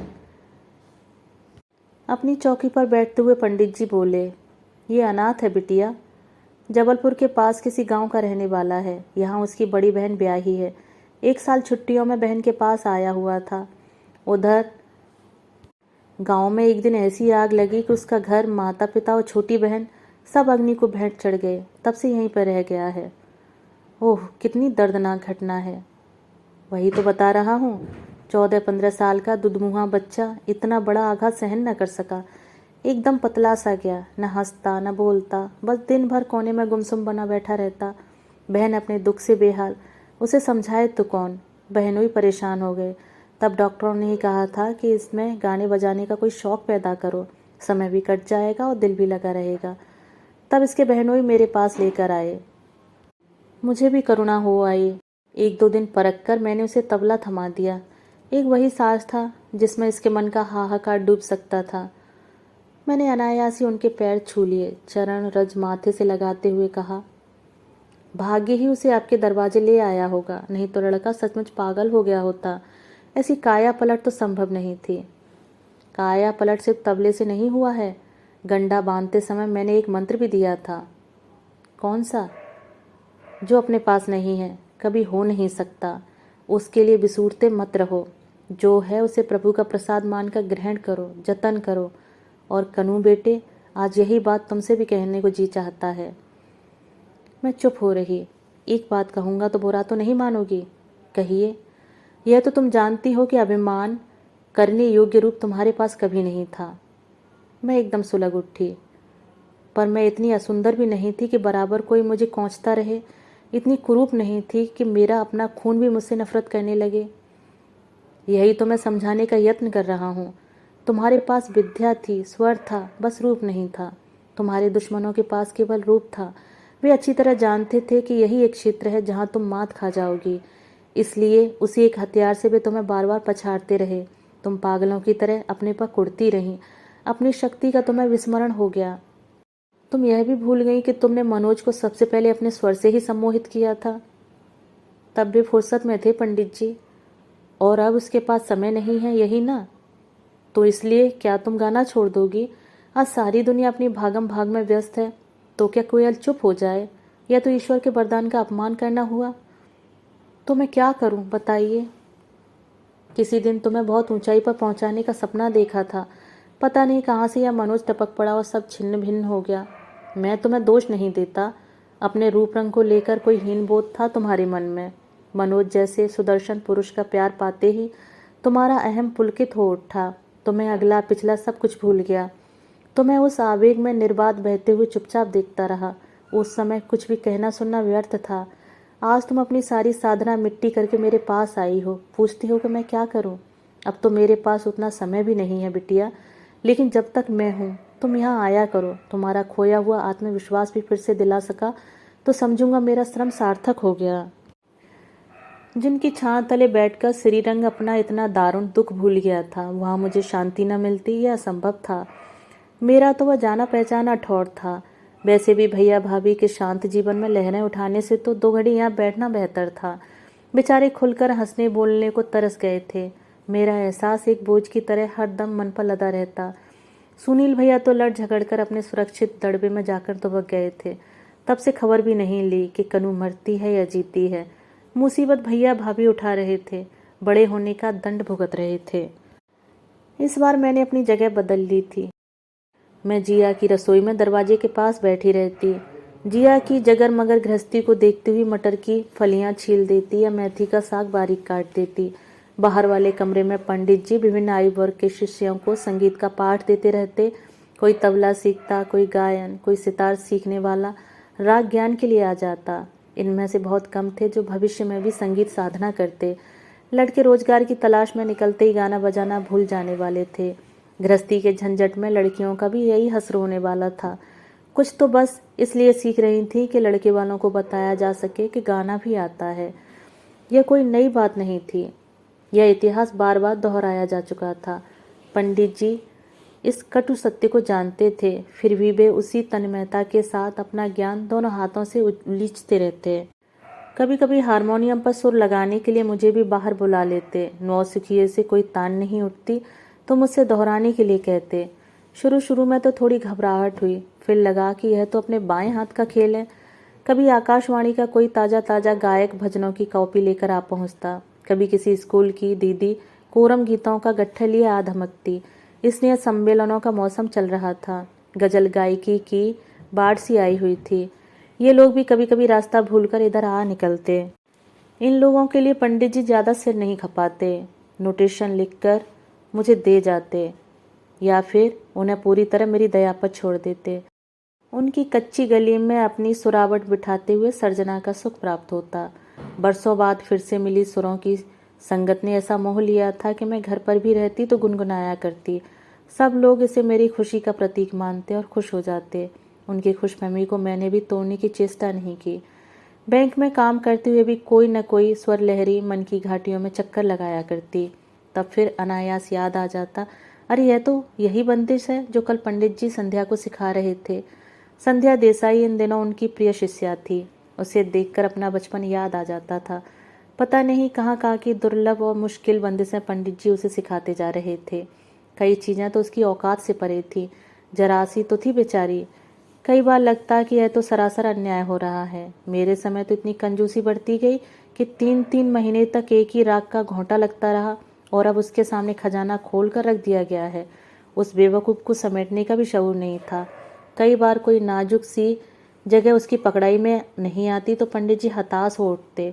वो सांस भर कहते, जल्दी जल्दी सीख लो बच्चों, अब ज़्यादा समय नहीं रहा। जिया के साथ गेहूं फटकती हुई मैं उस बंदिश को जस का तस याद कर लेती, पर मान किए बैठी रहती। गुरु अष्टमी की तैयारी जोरों पर थी। पंडित जी के शिष्यों में तो उत्साह होना स्वाभाविक ही था, पर उत्सव की शहर में भी बड़ी उत्सुक प्रतीक्षा रहती थी। इस अवसर पर होने वाली प्रतियोगिताओं का बड़ा आकर्षण था और रसिक लोग उन्हें सुनने के लिए अवश्य आते थे। उस दिन लड़के लोग बैठकर निर्णायकों के नामों पर विचार कर रहे थे। वादन प्रतियोगिता के नाम तय हो चुके थे। गायन के लिए भी नूतन कॉलेज की मिसेज कुमार और श्री राम हाई स्कूल के श्री खंडे सर की स्वीकृति मिल गई थी। तीसरी निर्णायक की खोज हो रही थी। एकाएक पंडित जी ने कहा, अपनी कनू को रख लो ना। मुझे? मैं चौंक पड़ी। क्यों, क्या हर्ज है? बच्चे कैसा गा रहे हैं यही तो देखना है। मेरे ख्याल से इतनी समझ तो तुम्हें है। मैंने उस प्रस्ताव को आदेश मानकर स्वीकार कर लिया, और झूठ क्यों बोलूं, मन ही मन भीतर पुलकित हो उठी। जिस प्रतियोगिता में साल दर साल गाकर इनाम जीते हैं, उसमें जज बनकर बैठने का अपना ही आनंद है। पर मेरा यह आनंद अधिक देर तक न टिक सका, क्योंकि लड़कों के जाते ही पंडित जी बोले, कनू अच्छे से तैयारी कर लेना। क्यों? आजकल निर्णायकों को भी गाना पड़ता है। क्यों? बच्चे भी तो जाने कि उन्हें परखने वाले कितने गहरे में हैं। आकाशवाणी के कार्यक्रम में तो पंडित जी की याद नहीं आई। बड़े बड़े नाम गिना दिए, पर सबसे पहले जिसने स्वर ज्ञान कराया उसका कहीं उल्लेख भी नहीं, और यहाँ बड़ा नाटक हो रहा था। पर लाख कोसने के बावजूद मैं उसके गाने में मीन मेख नहीं निकाल सकी। मारू बेहाग गा रही थी, जागू मैं सारी रैन बलमा, लगा जैसे प्रभा अत्रे को गले में उतार लिया हो। मेरे हाथ पांव और फूल गए। मेरा नाम आया तो किसी तरह घिसट कर मैं नाइक के पास जा बैठी। आंख उठाकर किसी की तरफ देखा भी नहीं। प्रणव दास गुप्ता मेरा परिचय देते हुए बता रहा था, अभी अभी कल्याणी दीदी एक भयंकर बीमारी से जूझ कर उठी हैं। हम सबका भाग्य ही है कि हमने उन्हें पा लिया। एक अरसे बाद वे फिर हमारे लिए अमृत वर्षा करने जा रही हैं। कहाँ का अमृत और कहाँ की वर्षा। तानपुरा उठाते हुए भी हाथ कांप रहे थे। षड्ज लगाकर ज्यों ही आलाप भरना शुरू किया तो आवाज़ ऐसे थरथराने लगी जैसे किसी ने मुझे पूस की रात में बेतवा की धार में खड़ा कर दिया हो। जिस जाड़े के लिए सुबह से सिर पटक कर रह गई थी, वो अब मेरी फजीयत करने पर तुला हुआ था। अपनी उस असहाय अवस्था में पंडित जी पर इतनी कोफ्त हो आई। अच्छा फंसा दिया था मुझे। मन ही मन उनसे कहा, महाराज आप ही की कृपा से यहाँ बैठी हूँ, आप ही लाज रखिएगा। बदनामी होगी, मेरा तो कुछ नहीं बिगड़ेगा। बिल्कुल ही नहीं बन पड़ेगा तो बागेश्वरी को भैरवी बनाकर यहीं लुढ़क जाऊंगी, फिर आप निपटते रहिएगा। और इसके बाद अपनी सारी शक्ति समेटकर मैंने गुहार लगाई, बिनती सुनो मोरी अवध के गुसैया, मोरा तुम बिन को न और दुख को हरैया। और आश्चर्य, मैं स्वयं अपने स्वर लालित्य पर मुग्ध हो गई। क्यों डर रही थी मैं? मेरा कुछ भी तो नहीं बदला था। मेरी वही सदी हुई आवाज़ थी जो तार सप्तक को तीर की तरह बेधती चली गई थी। कहीं कोई अवरोध नहीं, कोई फिसलन नहीं। अंतरे में जब मैंने जानकीपति राम को टेरा था तो कितनी सहजता से मध्यम को छुआई थी। कार्यक्रम के बाद इतनी तालियां बजी कि लगा तब तो नहीं हुई, पर अब मैं खुशी से जरूर बेहोश हो जाऊंगी। श्री खड़े सर ने हमेशा की तरह अपने भीमसेनी अंदाज में जो भजे हरि को सदा गा दिया। उन्हें याद ही नहीं रहा कि आज पंडित जी भी गाएंगे। बेचारे हाथ जोड़कर क्षमा मांगने लगे। पंडित जी हंसकर बोले, वैसे भैरवी की बात गाने का विधान तो नहीं है, पर आज मैं गाऊंगा, फिर कभी यह मौका मिले न मिले। 75 साल का वह बूढ़ा तपस्वी तनी हुई चाल से स्टेज पर आया। श्री खड़े सर हारमोनियम लेकर विनीत मुद्रा में बैठ गए। संगीत विद्यालय के प्राचार्य तबला पकड़ने दौड़ गए। तानपुरे के लिए तो होड़ सी मच गई। स्टेज पर रखी हुई गुरु प्रतिमा को शीश नवाकर पंडित जी माइक पर आए। श्रोताओं का अभिवादन करके उन्होंने गुरु वंदना का एक श्लोक सस्वर पढ़ा, जो कौंस की सुरावट थी है, और फिर उसी राग में सूर का भजन छोड़ दिया। मौसम कौन कुटिल खलकामी, जेह तन दियो ताहि बिसरायो, ऐसो नमक हरामी। उसी दिन जान पाई कि अगर गायक समर्थ हो तो भैरवी के बाद भी समा बांध सकता है। मैंने मन ही मन उन्हें 100 बार प्रणाम किया, अपने को बार बार धिक्कारा कि नदी किनारे बैठकर भी मैं प्यासी रह गई तो यह मेरा दुर्भाग्य ही तो है। नदी तो दौड़कर मेरे पास नहीं आएगी। अपना सारा अहंकार त्याग कर मुझे ही अंजलि फैलाकर उसके पास जाना पड़ेगा। मैं फिर से गा सकती हूँ। यह एहसास इतना लुभावना था, यह खुशी इतनी अलौकिक थी कि उसे बार बार भोगने का मन होने लगा। इसी से मैंने शिवरात्रि की रत जगह में 1 घंटे का भजन का कार्यक्रम दे डाला। होली की दूज पर हर साल की तरह श्रीखंडे सर के घर महफिल जमी तो मैंने उसमें भी भाग लिया। मोहल्ले के राम मंदिर में नवरात्रि के 9 दिन अखंड भजन कीर्तन होता था। शादी से पहले 2-2 घंटे मैं अकेला पार कर लेती। इस बार भी मैंने सुबह 5 से 7 का समय मांग लिया। माँ एक दिन बोली, कनू तू यहाँ वहाँ गाती फिर रही है, उन लोगों को पता चल जाएगा तो एक बहाना हो जाएगा। बहाने उनके पास और भी बहुत से हैं माँ, एक और सही। 5 साल से मैं पर्दे में बैठ कर रही, तब उन्होंने मुझे कौन सा खिताब दे डाला। मुद्दत के बाद खुशी के 2-4 क्षण मेरे हाथ लगे हैं, कृपा करके उन्हें मत छीनो। कनू ठीक कह रही है, बड़े भैया बोले। हम लोग कब तक उनकी परवाह करते रहेंगे और किस लिए? हमें तो बस अब कनू की सेहत का ध्यान रखना है। जरा अपनी बेटी की तरफ गौर से देखो तो, जो काम बड़े बड़े डॉक्टर न कर सके वह गायन ने कर दिखाया है। मैं तो इस काम के लिए पंडित जी का आजन्म ऋणी रहूंगा। भैया गलत नहीं कह रहे थे। इन दिनों सचमुच मेरे चेहरे की रंगत बदल गई थी। आंखों में पुरानी चमक लौट आई। आंखों के निचले गड्ढे भर गए थे। रंग सांवला ही सही, पर उसमें अब पहले किसी स्निग्धता आ गई थी। पिछले दिनों मुझे दर्पण से दहशत होने लगी थी, अब फिर उसके सामने देर तक बैठने का मन होने लगा। आत्मविश्वास से भरपूर अपनी छवि पर मैं मुग्ध हो चली थी। चेहरे पर जो नई रौनक, नई ताजगी आ गई थी, उसे बार बार देखने का जी करता। दीन दुनिया से मन हटाकर मैंने फिर से सीखना प्रारंभ कर दिया था। संध्या से रश्क करने की अब कोई ज़रूरत नहीं रह गई थी। एक से एक दुर्लभ बंदिशें अब मुझे भी मिल रही थीं। मैं, संध्या, श्रीरंग, प्रणब चौबे जी, अरुणा, सियाराम, हम 4-5 लोग ही तो थे जिन्हें पंडित जी बड़े विश्वास से अपनी धरोहर सौंप रहे थे। उनकी मुद्रा घर के किसी बड़े बुजुर्ग की सी हो गई थी, जो अपने रहते ही जायदाद का बंटवारा कर देना चाहता है। किसी अंतर्दृष्टा की तरह इन दिनों बार बार अपने अंतिम समय का हवाला देते, जिससे कभी तो खीज होती थी और कभी मन कांप जाता था। एक अरसे बाद जीवन में कुछ ठहराव आया था और मैं संतुष्ट थी। स्मृति के कपाट को बंद करना मैंने सीख लिया था और यही मेरे सुख संतोष का रहस्य था। पर मेरे अपने मेरी तरह निश्चिंत नहीं हो पाए थे। उस दिन काम से घर लौटी तो घर में पांव देते ही भाभी ने कहा, कन्नू चाय पी लो तो जरा मेरे कमरे में आ जाना। क्यों? पर भाभी ने शायद मेरा प्रश्न सुना ही नहीं। मेरा कौतूहल ही मुझे उनके कमरे तक ले गया। देखा वो 2-3 बनारसी साड़ियाँ गोद में रखे विचार मग्न बैठी हैं। मुझे देखते ही बोली, कौन सी पहनोगी? बता दो तो जरा हल्की सी प्रेस मार दूं। मैं तो हैरान रह गई, इतनी भारी साड़ी पहनकर मुझे कहाँ भेज रही हो? शादी में? किसकी? ये तो तुम्हारे भैया ही बता सकते हैं। भैया? मैं दंदनाती हुई बाहर आई, पर एकदम सहम गई। ड्राइंग रूम में भैया अकेले नहीं थे, पंडित जी उनके साथ बैठे थे। अपने स्वर को तार सप्तक से यथाशक्ति नीचे उतारते हुए मैंने पूछा, ये आप मुझे किसकी शादी में ले जा रहे हैं भैया? रज्जू की शादी में, और कपिल नहीं, हम ले जा रहे हैं। यह आवाज़ पंडित जी की थी। मेरा रोम रोम जैसे सुलग उठा। फिर भी मैंने भरसक विनम्र होते हुए कहा, मैं नहीं जाऊंगी, मेरे पास निमंत्रण नहीं है। अपने घर जाने के लिए भी तुम्हें निमंत्रण चाहिए? इस प्रश्न का एक तीखा सा उत्तर मेरे होठों तक आया था, पर पूछने वाले का लिहाज करके चुप रह गई। पर अपना रोज से तमतमाया चेहरा लेकर वहां खड़े रहना भी अच्छा नहीं लग रहा था। मैं भीतर जाने को मुड़ी तो भैया ने पुकारा, कनू सुनो। उन लोगों की ओर पीठ दिए मैं वहीं खड़ी रह गई। पंडित जी शायद तुम्हें बताना नहीं चाहते, पर मैं सोचता हूँ तुम अब बच्ची नहीं हो, सच को झेल सकती हो। कह भी डालिए जो कहना है। वे लोग मनोज की दोबारा शादी रचाने का प्लान बना रहे हैं। इसलिए उन्होंने सब जगह यह प्रचार कर रखा है कि तुम पागलपन की कगार पर हो। हम सब, यानी मैं, पंडित जी, माँ, तुम्हारी भाभी, सब यही चाहते हैं कि शादी में आए सारे आमंत्रित नाते रिश्तेदार तुम्हें देख लें, ताकि उन्हें असलियत का पता चल जाए। और उसके बाद मैंने एकदम पलट कर पूछ लिया तो भैया बगलें झांकने लगे। उसके बाद तुम्हारा मन जो कहे वही करना। पंडित जी ने कहा तो मैं एकदम फुफकार उठी। और मेरा आत्मसम्मान, क्या आपके निकट उसका कोई मूल्य नहीं है? देखो बेटे, हर बात सीमा में अच्छी लगती है।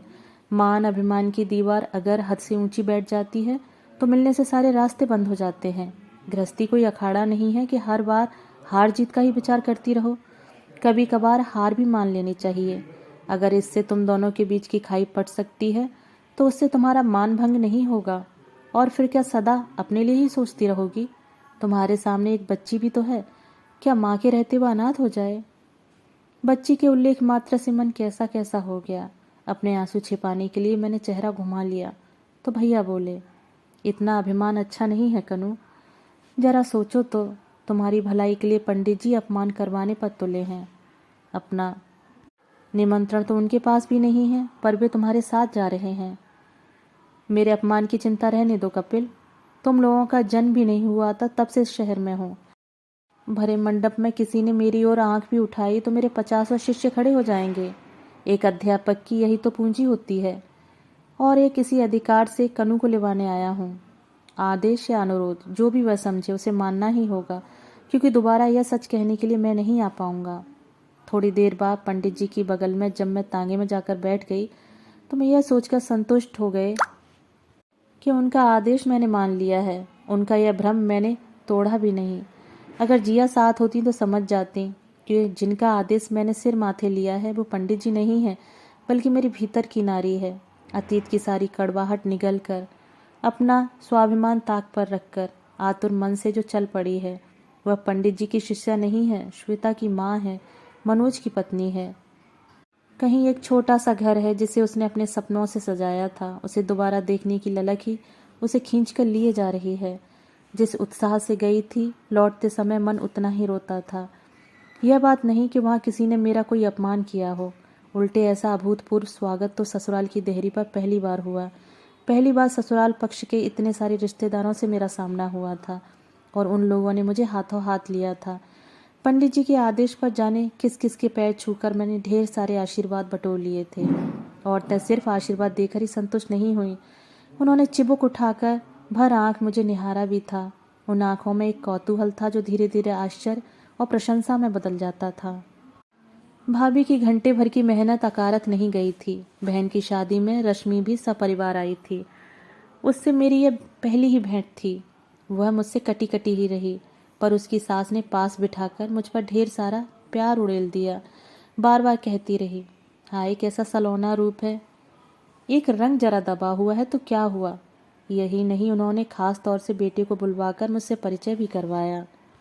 वह भला आदमी तो अपना विस्मय भी छुपा न सका, छूटते ही बोला, भाभी जी आपने तो हमें चौंका ही दिया, हमें तो पता ही नहीं। क्या क्या सुन रखा था? पंडित जी ने जाते ही ऐलान कर दिया था कि बहू केवल कन्यादान का पुण्य लूटने आई है। सुनकर महिला मंडल गदगद हो गया था। केवल अम्मा जी ने मुंह बिचका दिया था। बुदबुदाई भी थी कि बिना बुलाए तो हम भगवान के घर भी न जाएं, पर इससे ज़्यादा प्रकट रूप से वे कुछ नहीं कह सकें। रजनी से मेरा ननद भौजाई वाला मधुर रिश्ता कभी जुड़ा ही नहीं। अपनी बधाई के उत्तर में मैंने एक सलज मुस्कान की अपेक्षा भर की थी, पर उससे इतना भी नहीं हुआ। उल्टे वह और सिमट सिकुड़ कर बैठ गई। बड़ी देर बाद मुझे ध्यान आया कि वह साड़ी में अपने कंगन छुपाने का यत्न कर रही है। मैं तो उन कंगनों की बात एकदम भूल ही गई थी। ये जड़ाऊ कंगन मुझे माँ ने श्वेता के जन्म पर दिए थे। इस बीच मेरा इतना कुछ छिन गया था कि उसके आगे इन कंगनों की बिसात ही क्या थी। मुझे निराश किया तो उन दोनों ने जिनके लिए मैं भागी भागी वहाँ गई थी।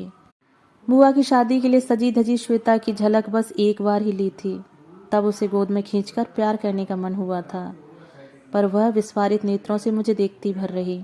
उन आंखों में मैं परिचय की क्षीण भी पा जाती तो उसके सहारे अपनी बेटी तक पहुंच जाती, पर उसका कोमल अंतस ठोंक पीट कर किसी अलग सांचे में ढाल दिया गया हो जैसे। उसके बाद पता नहीं उसे किस तहखाने में छिपा दिया गया। मैं दोबारा उसकी छाया भी नहीं देख पाई। इन्होंने मुझे ठीक कन्यादान के समय ही देखा और बुरी तरह चौंक पड़े। उन आंखों में केवल विस्मय ही होता तो कोई और बात थी, पर वहाँ खीस थी, रोष था, बेजारी थी, और कन्यादान करते समय उन हाथों का वह आवेगहीन ठंडा बेजान स्पर्श। उसके बाद तो जैसे कुछ सोचने के लिए बाकी ही नहीं रहा। पति के मन की तह तक जाने के लिए नारी को शब्दों की सीढ़ी की जरूरत नहीं पड़ती, स्पर्श की भाषा वह खुद समझती है। लौटते समय पूरे रास्ते कोई कुछ नहीं बोला। तांगे से उतरते हुए मैंने पंडित जी के पैर छूकर कहा, आपकी आज्ञा थी, इसीलिए मैंने अपना सारा मान त्याग कर संधि का हाथ बढ़ाया था। अब दोबारा तभी जाऊंगी जब वहाँ से बुलावा आएगा। मेरा इतना अधिकार तो आप मानेंगे ना। उन्होंने कोई उत्तर नहीं दिया।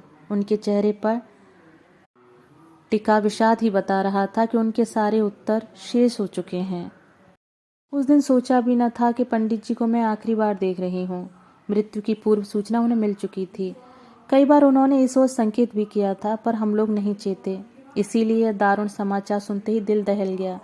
जैसी बैठी थी वैसे ही काट होकर रह गई। उनके अंतिम दर्शनों का सौभाग्य भी मुझे नहीं मिल सका, क्योंकि जब तक मैं होश में आई सब कुछ निपट गया था। बाद में भी मुझे वहाँ किसी ने जाने नहीं दिया। माँ भैया 2-4 बार हो आए। उनसे बार बार पूछने का मन करता, पर वह विषय ही जैसे घर में वर्जित कर दिया गया था। अपने बिस्तर पर लेटी मैं पुरानी यादों को दोहराती रहती। रज्जू की शादी के बाद मैं एक तरह से मुंह फुलाकर बैठ गई थी। अपनी अवमानना का सारा दोष मैंने उनके सिर मढ़ दिया था। अब उस विषय में सोचती तो अपने को धन्यवाद ही देती कि मैंने उनके अंतिम आदेश की अवहेलना नहीं की, नहीं तो शायद जीवन भर अपने को क्षमा नहीं कर पाती। मेरी तबीयत जरा संभलते ही माँ मुझे लेकर सुनील भैया के पास बम्बई चली आई। इस बार उन्होंने निमंत्रण की राह नहीं देखी। उन लोगों ने भी इस बार बहुत सौजन्य बरता। भैया ने तो यहाँ तक कहा कि कनु, यदि तुम्हें मशीनी जिंदगी रास आती हो तो यहीं रह जाओ, मैं तुम्हारे स्थानांतरण की व्यवस्था कर दूंगा। पर सुनील भैया की सदाशयता का लाभ नहीं उठाया। घर लौटकर फिर अपनी रूटीन जिंदगी शुरू कर दी थी, पर अब उसमें एक बहुत बड़ा शून्य भर गया था और उससे उबरने का कोई उपाय नहीं सूझ रहा था। भैया भाभी अलग परेशान थे। घर में फिर पहले का सा निरानंद वातावरण छा गया था। उस दिन जिद करके भैया भाभी मुझे पिक्चर ले गए। हम लोग ऑटो से उतरे ही थे कि सामने श्रीरंग दिखाई दिया। श्री, मैंने आवाज़ दी। वह चौंका। आवाज़ का अनुसरण कर उसने मुझे देखा और औपचारिक सी नमस्ते करके मुंह फेर लिया। श्री, मैं भीड़ को चीरते उसके पास पहुंच गई। चलो आओ पिक्चर देखेंगे। शुक्रिया, उसने रुखाई से कहा, पर टस से मस नहीं हुआ। मुझे फुर्सत नहीं है। क्यों? अब इतनी रात गए कौन सा काम कर रहे हो? जिया के पास जा रहा हूँ सोने। जिया? जिया क्या यही है अभी? कहाँ जाएंगी? नहीं, मेरा मतलब है, मैंने सोचा था आप एक बार आकर देख तो सकती थी। श्री, दरअसल उस दिन मुझे इतना शौक लगा था, इसीलिए शायद घर पर सबने मुझे झूठ मूठ ही कह दिया होगा कि जिया यहाँ नहीं है। वह मुंह फेरकर एकदम चल पड़ा। श्री, सुनो तो। क्या है? उन 2 शब्दों में उसने अपना सारा रोष उड़ेल दिया था। मुझसे जवाब देती नहीं बना। दीदी, एक बात बताइए, क्या आपका दुख जिया के दुख से बड़ा था? फिर उसका इतना हौवा क्यों बनाया जा रहा है? उसकी यह बात हथौड़े की तरह सारी रात मेरे मस्तिष्क पर चोट करती रही। दूसरे दिन मैंने घर पर बताया भी नहीं। बैंक के बहाने घर से निकली और सीधी वहीं पहुंच गई। दरवाज़ा हमेशा की तरह खुला था, पर अब वहाँ संगीत की अनुभूंज नहीं थी। सारा माहौल भाएं भाएं कर रहा था। ठंडी जमीन पर चटाई बिछाकर जिया लेटी थी। उन्हें बेवक्त इस तरह लेटे देखकर ही जाने कैसा लगा। जिया, मैंने हौले से पुकारा। मैंने जैसे भरे घड़े को छू दिया। मेरी ओर देखे बिना ही वह झरझर कर बह चली।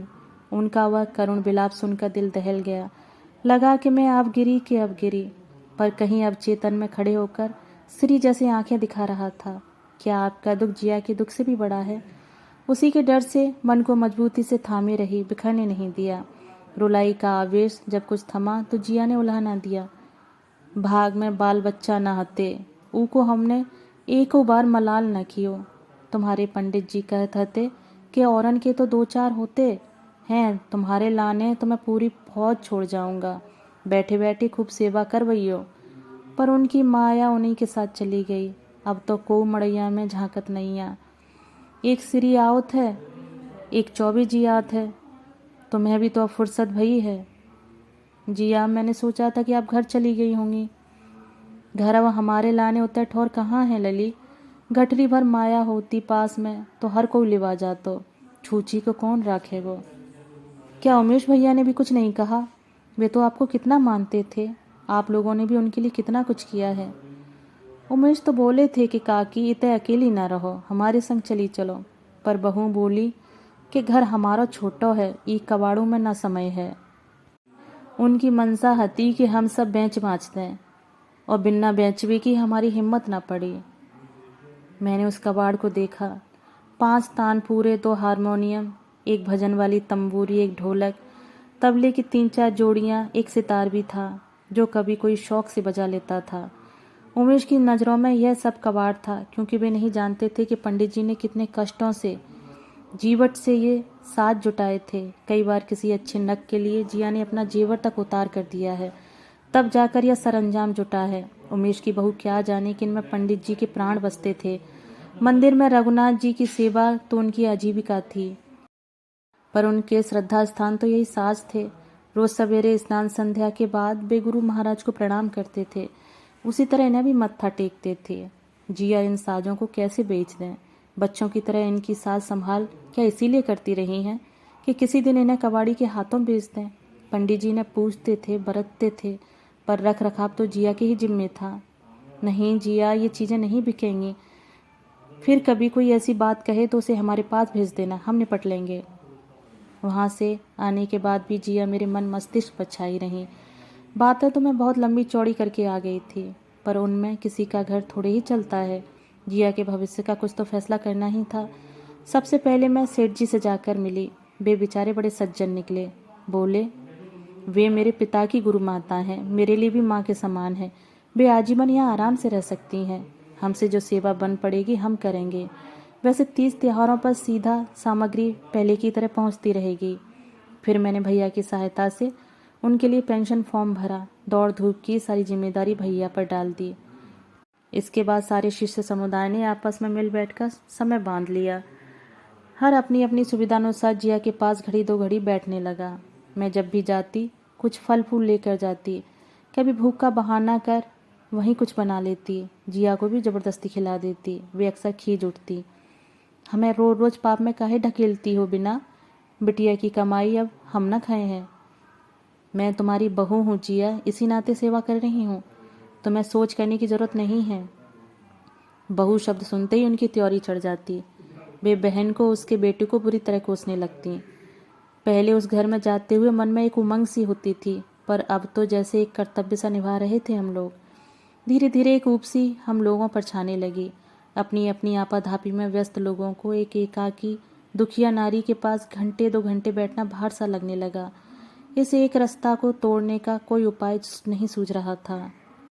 उस दिन भी अपने को किसी तरह ठेल ठाल कर मैं वहां तक ले गई थी। उड़के हुए दरवाजे में धीरे से मुंह डालकर भीतर का जायजा लेना चाहा तो जो दृश्य देखा उससे स्तब्ध रह गई। एक हारमोनियम पर औंधी पड़कर जिया बिलक बिलक कर रो रही थी।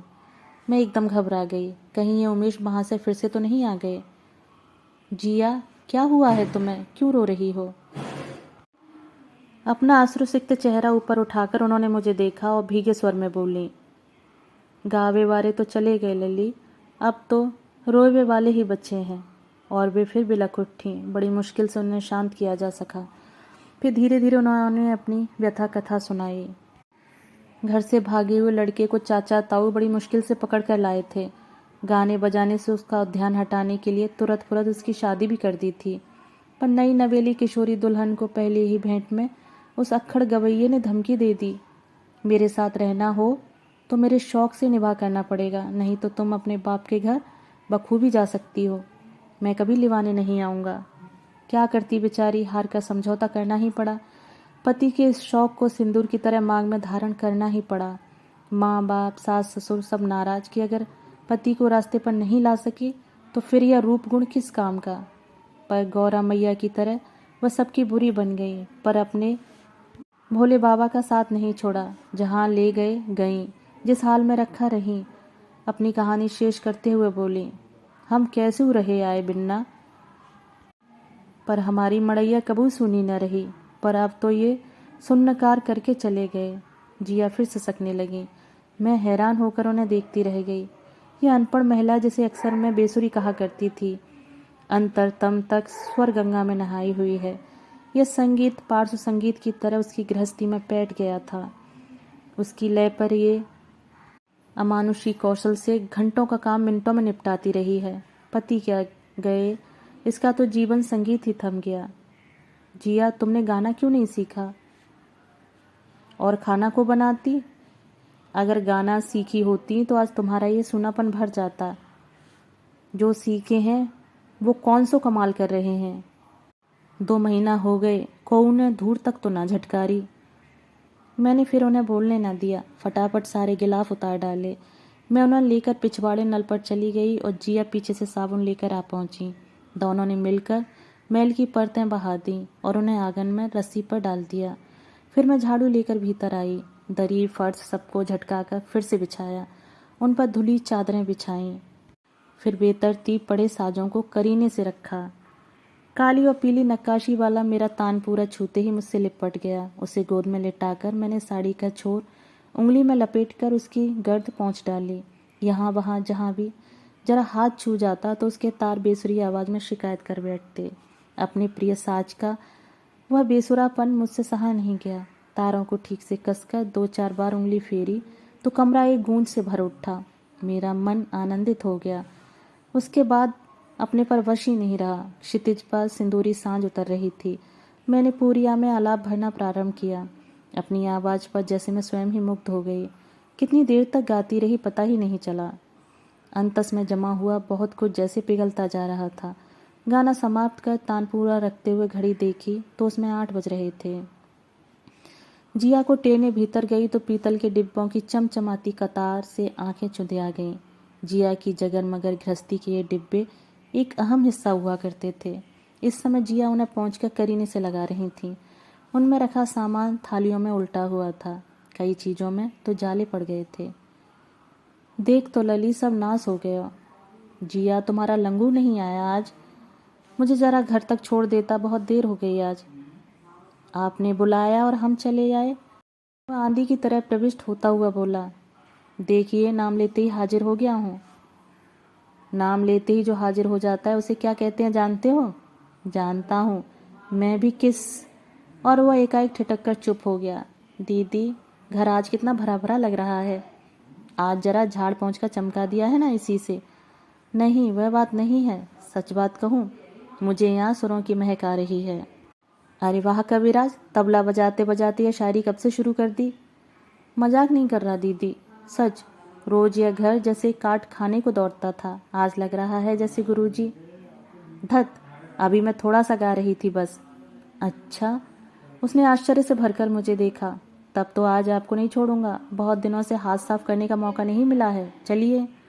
मैं मना करती रह गई पर वह जिद पर अड़ गया। मेरे पास तानपूरा रखकर तबले की जोड़ी और हथौड़ी उठा लाया। उसका वह बाल सुलभ उत्साह देखकर मना भी करते नहीं बना। उसके मन में मेरी तरह एक बर्फ की सिल जम गई होगी। अभी अभी गा चुकी थी, दोबारा गाने की जरा भी इच्छा नहीं थी। उनका मन रखने के लिए यूं ही बेहाग की एक चीज गुनगुना दी, पर वह तो पूरे मूड में था। उसने पहले आलाप से ही अपना जौहर दिखाना शुरू कर दिया। मैं थोड़ा अन्यमनस्क थी। एक आध बार गोता भी खा गई, पर फिर एकदम संभल कर बैठना पड़ा। श्री की नीयत साफ नहीं थी, वह शरारत पर उतर आया था। मैंने भी फिर पैंतरा बदला। वह चीज़ समाप्त करके कहा, लो अब एक टप्पा सुनो, और उसे संभलने का मौका दिए बगैर ही शुरू हो गई। टप्पा गायन वैसे मुझे कभी प्रभावित नहीं कर सका। हमेशा लगता कि स्वरों की कलाबाजी हो रही है, पर पंडित जी के सामने यह सब कहने का साहस नहीं था, अतः सीखना ही पड़ा। खमास की यह मुश्किल बंदिश सिखाते हुए पंडित जी ने खास तौर पर कहा था, अगर तवलची ज़्यादा चौ चपड़ करने लगे तो यह उसके मुंह पर दे मारना, भागता न चराएगा। ठीक वही हुआ। 5 मिनट तक तो वह सम के लिए ही हाथ पांव मारता रहा। चीज़ का मुखड़ा ही उसकी पकड़ाई में नहीं आ रहा था। फिर जरा उसमें गति आई तो मैंने टप्पा समाप्त कर चंद कौस में एक तराना प्रारंभ कर दिया, एकदम सुपरफास्ट स्पीड में। बेचारा पसीने पसीने हो गया। कोई 40 मिनट बाद मैंने तानपूरा नीचे रखा तो पसीना पहुँचते हुए बोला, वाह दीदी, मज़ा आ गया। बच्चू, हमें छकाने चले थे, जानते नहीं कि जिस गुरु का गंडा बांधे हो उन्हीं से हम भी सीखे हैं और तुमसे बहुत पहले से ही सीखे हैं। कानों पर हाथ रखकर वह मेरे पैरों में लौट गया। ये क्या कर रही हैं दीदी, मैं आपकी परीक्षा लूँगा। राम राम। फिर शैतानी क्यों कर रहे थे? वह तो बस जरा जायका बदल रहा था। मतलब? कल एक गज़लों की महफिल में बजाने चला गया था। आप तो जानती हैं आजकल गज़ल का चलन है, जहाँ तहाँ गज़ल गायकों की बाढ़ आई हुई है। ठीक से कल की देवी जी, वह क्या चीज़ थी। ना तलफ़ुज़ ठीक था, ना आवाज़, और सुर ऐसा पक्का कि हारमोनियम वाला रो रो दिया, और हाजमा इतना दुरुस्त कि हर अंतरे के बाद एक मात्रा डकार जाती थी। लोगों ने हूट नहीं किया? कोई हूट कैसे करता? उन्हीं के घर में बैठकर उन्हीं के चाय समोसों पर सब हाथ साफ कर रहे थे वे, और वहाँ सुरताल की समझ थी ही किसे? और ऐसी बेसुरी महफिल में तुम क्यों चले गए थे? मैंने किंचित रोष से पूछा। ये पापी पेट है ना दीदी, हर कहीं ले जाता है। ये पेट बीच में कहाँ से टपक पड़ा? एग्जैक्टली पेट नहीं दीदी, क्योंकि जिसमें दाना पानी तो बहन डाल ही देती हैं, पर और भी तो खर्चे हैं, मसलन। और उन खर्चों के लिए तुम मिरासियों की तरह कहीं भी पहुंच जाओगे। मुझे एकदम ताव आ गया। अपनी इज्जत का तो तुम्हें ख्याल है ही नहीं, पर उस महात्मा का अपमान क्यों करते हो जिसने तुम्हें अपनी कठोर साधना से अर्जित विद्या दी है? तुम्हारे ये कर्तव्य देखकर उनकी आत्मा बड़ा सुख पा रही होगी ना। दूसरे खर्चे हैं तो क्या हमसे कहते शर्म आती है? आगे से खबरदार, जो ऐसी वैसी जगह गए कान पकड़कर यहीं से खींच लाऊंगी, समझे? मेरी बमबारी से श्री पहले तो चकित और फिर रुआंसा हो आया। गर्जन तर्जन सुनकर जिया भी हाथ का काम छोड़कर उठ आई थी। उन्हें तो आश्चर्य हो रहा था, मैं खुद हैरान थी। ये किस अधिकार से इतना सब कह गई मैं? कौन कहलवा गया? और श्री ने भी सिर झुकाकर सब कुछ सुन क्यों लिया? पलट का जवाब क्यों नहीं दिया? उसके भले बुरे की जिम्मेदारी अचानक मैंने अपने ऊपर क्यों ओढ़ ली? किसका आदेश था वह? सवेरे सवेरे संध्या को अपने घर देखकर बड़ा आश्चर्य हुआ। क्यों री, शादी का कार्ड देने आई है क्या? नहीं दीदी, उसने मेरे पैर छूकर कहा। आज शाम युववाणी में गा रही हूँ, रेडियो पर पहला प्रोग्राम है ना, इसलिए किसी का आशीर्वाद लेने का मन हो आया। जिया के पास जाने की तो हिम्मत नहीं पड़ी, आपके पास दौड़ी चली आई। फिर दोपहर में तो आप काम पर चली जाएंगी ना। मैं किसी को आशीर्वाद देने लायक कब से हो गई, पर अनायास मिला यह बड़प्पन बड़ा अच्छा लगा। मैंने समय अच्छे से नोट कर लिया। बैंक में पहुंचते ही माथुर से कह दिया कि शाम को लौटते समय तुम्हारे यहाँ रुकूंगी, मुझे एक ज़रूरी प्रसारण सुनना है। घर पहुंचते बहुत देर हो जाएगी। हम लोग एकदम समय पर ही पहुंच पाए थे। जैसे ही माथुर ने रेडियो ऑन किया, बचकानी आवाज़ में उद्घोषणा सुनाई दी। उभरते कलाकारों पर नहीं, वह जैसे हिंडोले पर झूलते हुए गा रही थी। चीज भी चुनी हुई तो ना बोलो शाम। चीज का मुखड़ा ही 3-3 आवर्तनों से शुरू होता था, और इससे तो ढंग से सा भी नहीं लग रहा था। वह तो नर्वस हो ही रही थी, मेरे हाथ पांव फूल गए। ठीक से गा लड़की, पहला ही कार्यक्रम चौपट हो गया तो दोबारा कोई बुलाएगा भी नहीं। बाहर भद दौड़ेगी सो अलग। मैंने अपनी सारी शक्ति बटोर कर उसके लिए प्रार्थना शुरू कर दी। कार्यक्रम समाप्त होने तक मैं इतना थक गई जैसे कहीं घंटा 2 घंटा गाकर उठी हूँ। अच्छा गाया ना? माथुर की पत्नी ने चाय का कप पकड़ाते हुए पूछा। दरअसल चाय तो बड़ी देर की बन गई थी, माथुर बोला, पर आप इतना तन्मय हो गई थी कि डिस्टर्ब करने का मन नहीं हुआ। उन दोनों को धन्यवाद देकर मैं सीधे संध्या के घर पहुंची। मुझे कसकर डांट लगाने की इच्छा हो रही थी। वह दरवाजे पर ही मिल गई, अभी अभी लौटी थी। मुझे देखते ही उत्सुक होकर बोली, कैसा रहा दीदी? उसका वह आकुल स्वर सुनकर सारा रोष पिघल गया। प्यार से उसकी पीठ थपथपाते हुए मैंने कहा, इतना नर्वस क्यों हो रही थी? क्या पहली बार गा रही थी? रेडियो पर तो पहली बार ही गा रही थी ना दीदी, इतना डर लग रहा था। शुरू के 2-3 मिनट तो आवाज़ कांप ही रही थी, फिर एकदम हिम्मत आ गई। लगा जैसे कोई हाथ पकड़कर मुझे अंतरे तक ले जा रहा है। बाद में तो अच्छा रहा ना। मेरी आंखों में आंसू आ गए। उस महफिल की याद आ गई जब मैंने बीमारी के बाद पहली बार गाया था। उस दिन भी तानपूरा उठाते हुए मैं और मेरी आवाज़ इसी तरह कांप रही थी।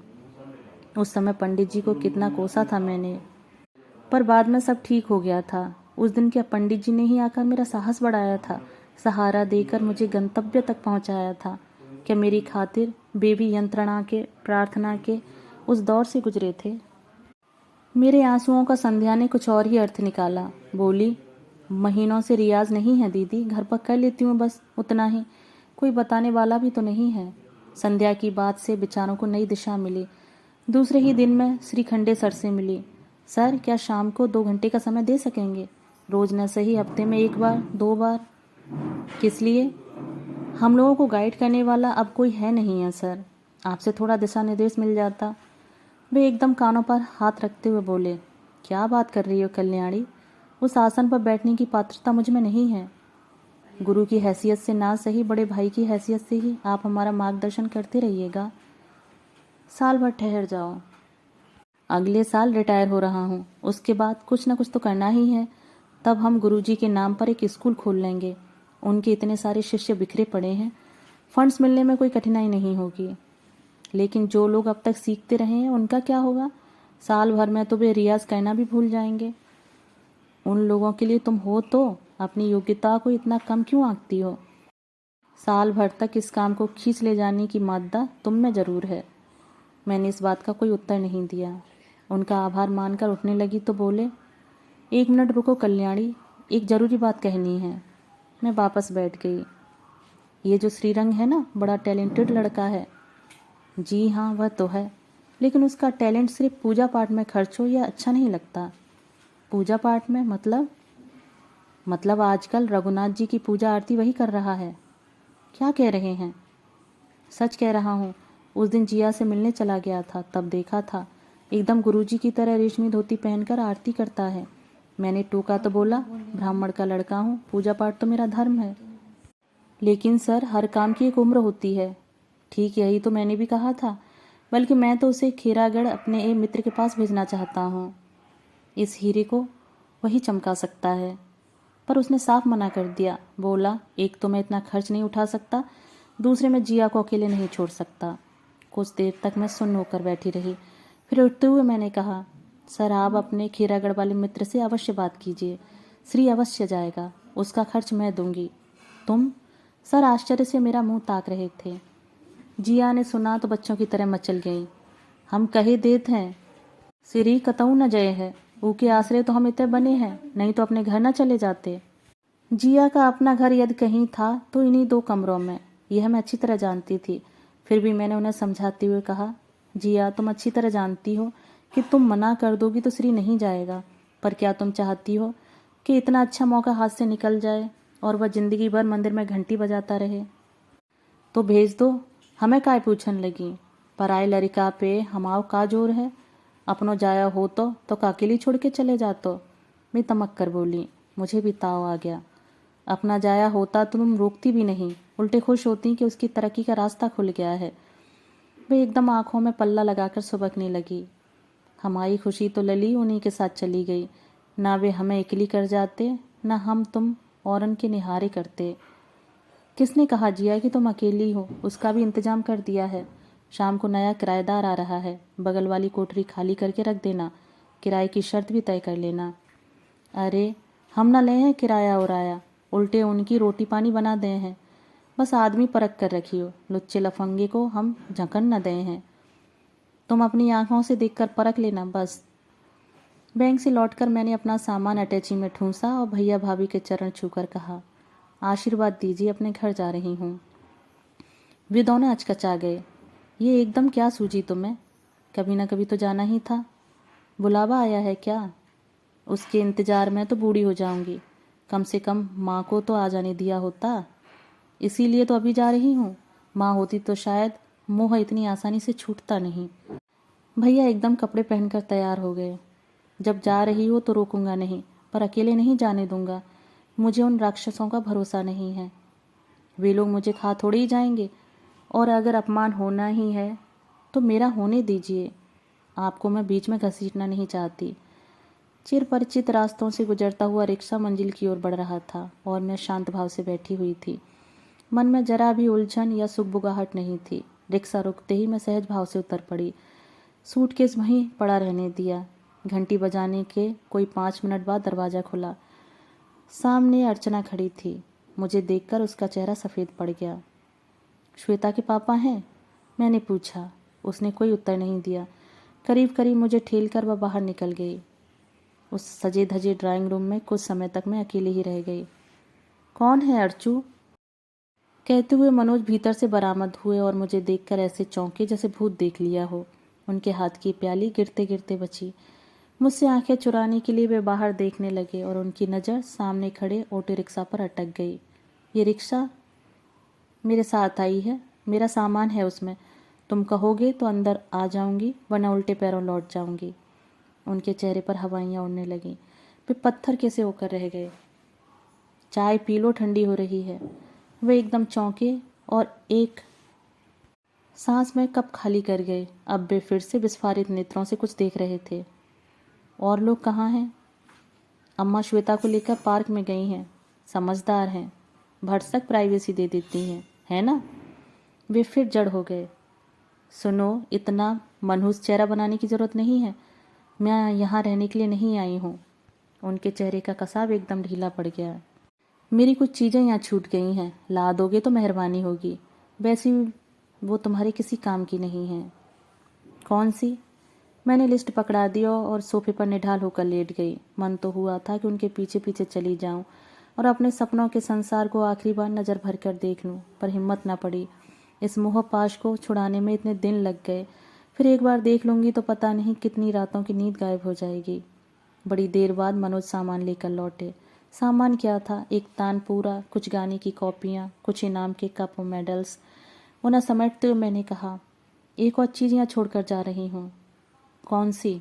श्वेता, उसका ध्यान रखना। अब से माँ बाप दोनों की भूमिका तुम्हें ही निभानी है। उसकी चिंता करने की ज़रूरत नहीं है। तभी तो कह रही हूँ। मनोज, जिन बच्चों की माँ नहीं होती, पिता की परिकल्पना वे आदर्श पुरुष के रूप में करते हैं। इसीलिए कह रही हूँ कि तुम ऐसा कोई काम नहीं करोगे जिससे श्वेता के मन में बसी तुम्हारी प्रतिमा खंडित हो। तुम कहना क्या चाहती हो? वे गुर्राए। यही कि तुम अर्चना से ब्याह कर लो। उनका चेहरा फक हो गया। सच कह रही हूँ मनोज, तुम उसे विधिवत पत्नी बनाकर घर ले आओ। मेरी ओर से कोई रुकावट नहीं होगी। एक बात और, जब भी लगे कि श्वेता तुम्हारी नई गृहस्थी में बाधा बन रही है, उसे निसंकोच मेरे पास छोड़ जाना। उसकी माँ हूँ मैं, उसकी अवहेलना नहीं करूँगी। तब तक बस यही करना कि मेरे लिए जो जहर उसके मन में बोया है उसे और पनपने मत देना। उसके बाद मैंने किसी उत्तर की प्रतीक्षा नहीं की और अपना तामझाम समेटकर बाहर चली आई। मेरा रिक्शा और भैया का स्कूटर साथ साथ ही बगीचे में आकर रुके। भैया आप? मेरा मन नहीं माना कनू, तुम्हारे पीछे पीछे ही चला आया था यहाँ और तुम्हारे साथ ही वहाँ से वापस हो लिया था। तब तो आप सब देख सुनकर आ रहे हैं। भैया ने सिर झुका लिया। मैं आपकी ममता को समझती हूँ भैया, पर इस समय मुझ पर एक उपकार कीजिए। मुझे घर चलने के लिए मत कहिए। मैं कुछ दिन यहाँ रहना चाहती हूँ। जिन लोगों को सचमुच मेरी ज़रूरत है, मुझे कुछ दिन उन लोगों के साथ रह लेने दीजिए। और फिर मैं दंदनाती हुई जिया के सामने जाकर खड़ी हो गई। नया किराएदार आ गया है जिया, कमरा खाली हुआ कि नहीं? जिया कुछ देर मुझे और मेरे सामान को देखती रही, फिर अपने दोनों हाथ पसार कर बोली, ना, इधर तुम्हारे लाने ठौर नहीं आ। तुम अपने घर जाओ बिन्नो, और अपने घर में कोई घुसने ना दे तो दहरी पकड़ के बैठ जाइयो, पामन में लौट जाइयो, माफ़ी मांग लियो, कबहू तो पसी जाएंगे। और तब तक क्या सड़क पर खड़ी रहूं या भाई के घर की रोटियां तोड़ती रहूं? जिया से कोई उत्तर नहीं देते बना। तुम्हारे घर में जगह ना हो तो मना कर दियो जिया, पर अपने अनकिए अपराधों के लिए बार बार माफ़ी मांगने के लिए मत कहो। और सच तो यह है जिया के सामने हिमालय की सी ऊंचाई हो तो झुकने में भी आनंद आता है, पर बौनों के सामने घुटने टेकना तो अपने को और छोटा बनाना है। जिया पता नहीं मेरी बात समझी भी कि नहीं, पर दरवाजे से पड़ा हुआ मेरा तानपूरा उठाकर उन्होंने एहतियात के साथ दीवार से टिका दिया। दोस्तों, अभी आप सुन रहे थे मालती जोशी द्वारा लिखा गया उपन्यास राग बेराग का अंतिम भाग। दोस्तों, कहानी आपको कैसी लगी? कहानी के विषय में अपने विचार कमेंट बॉक्स में साझा जरूर कीजिएगा। धन्यवाद।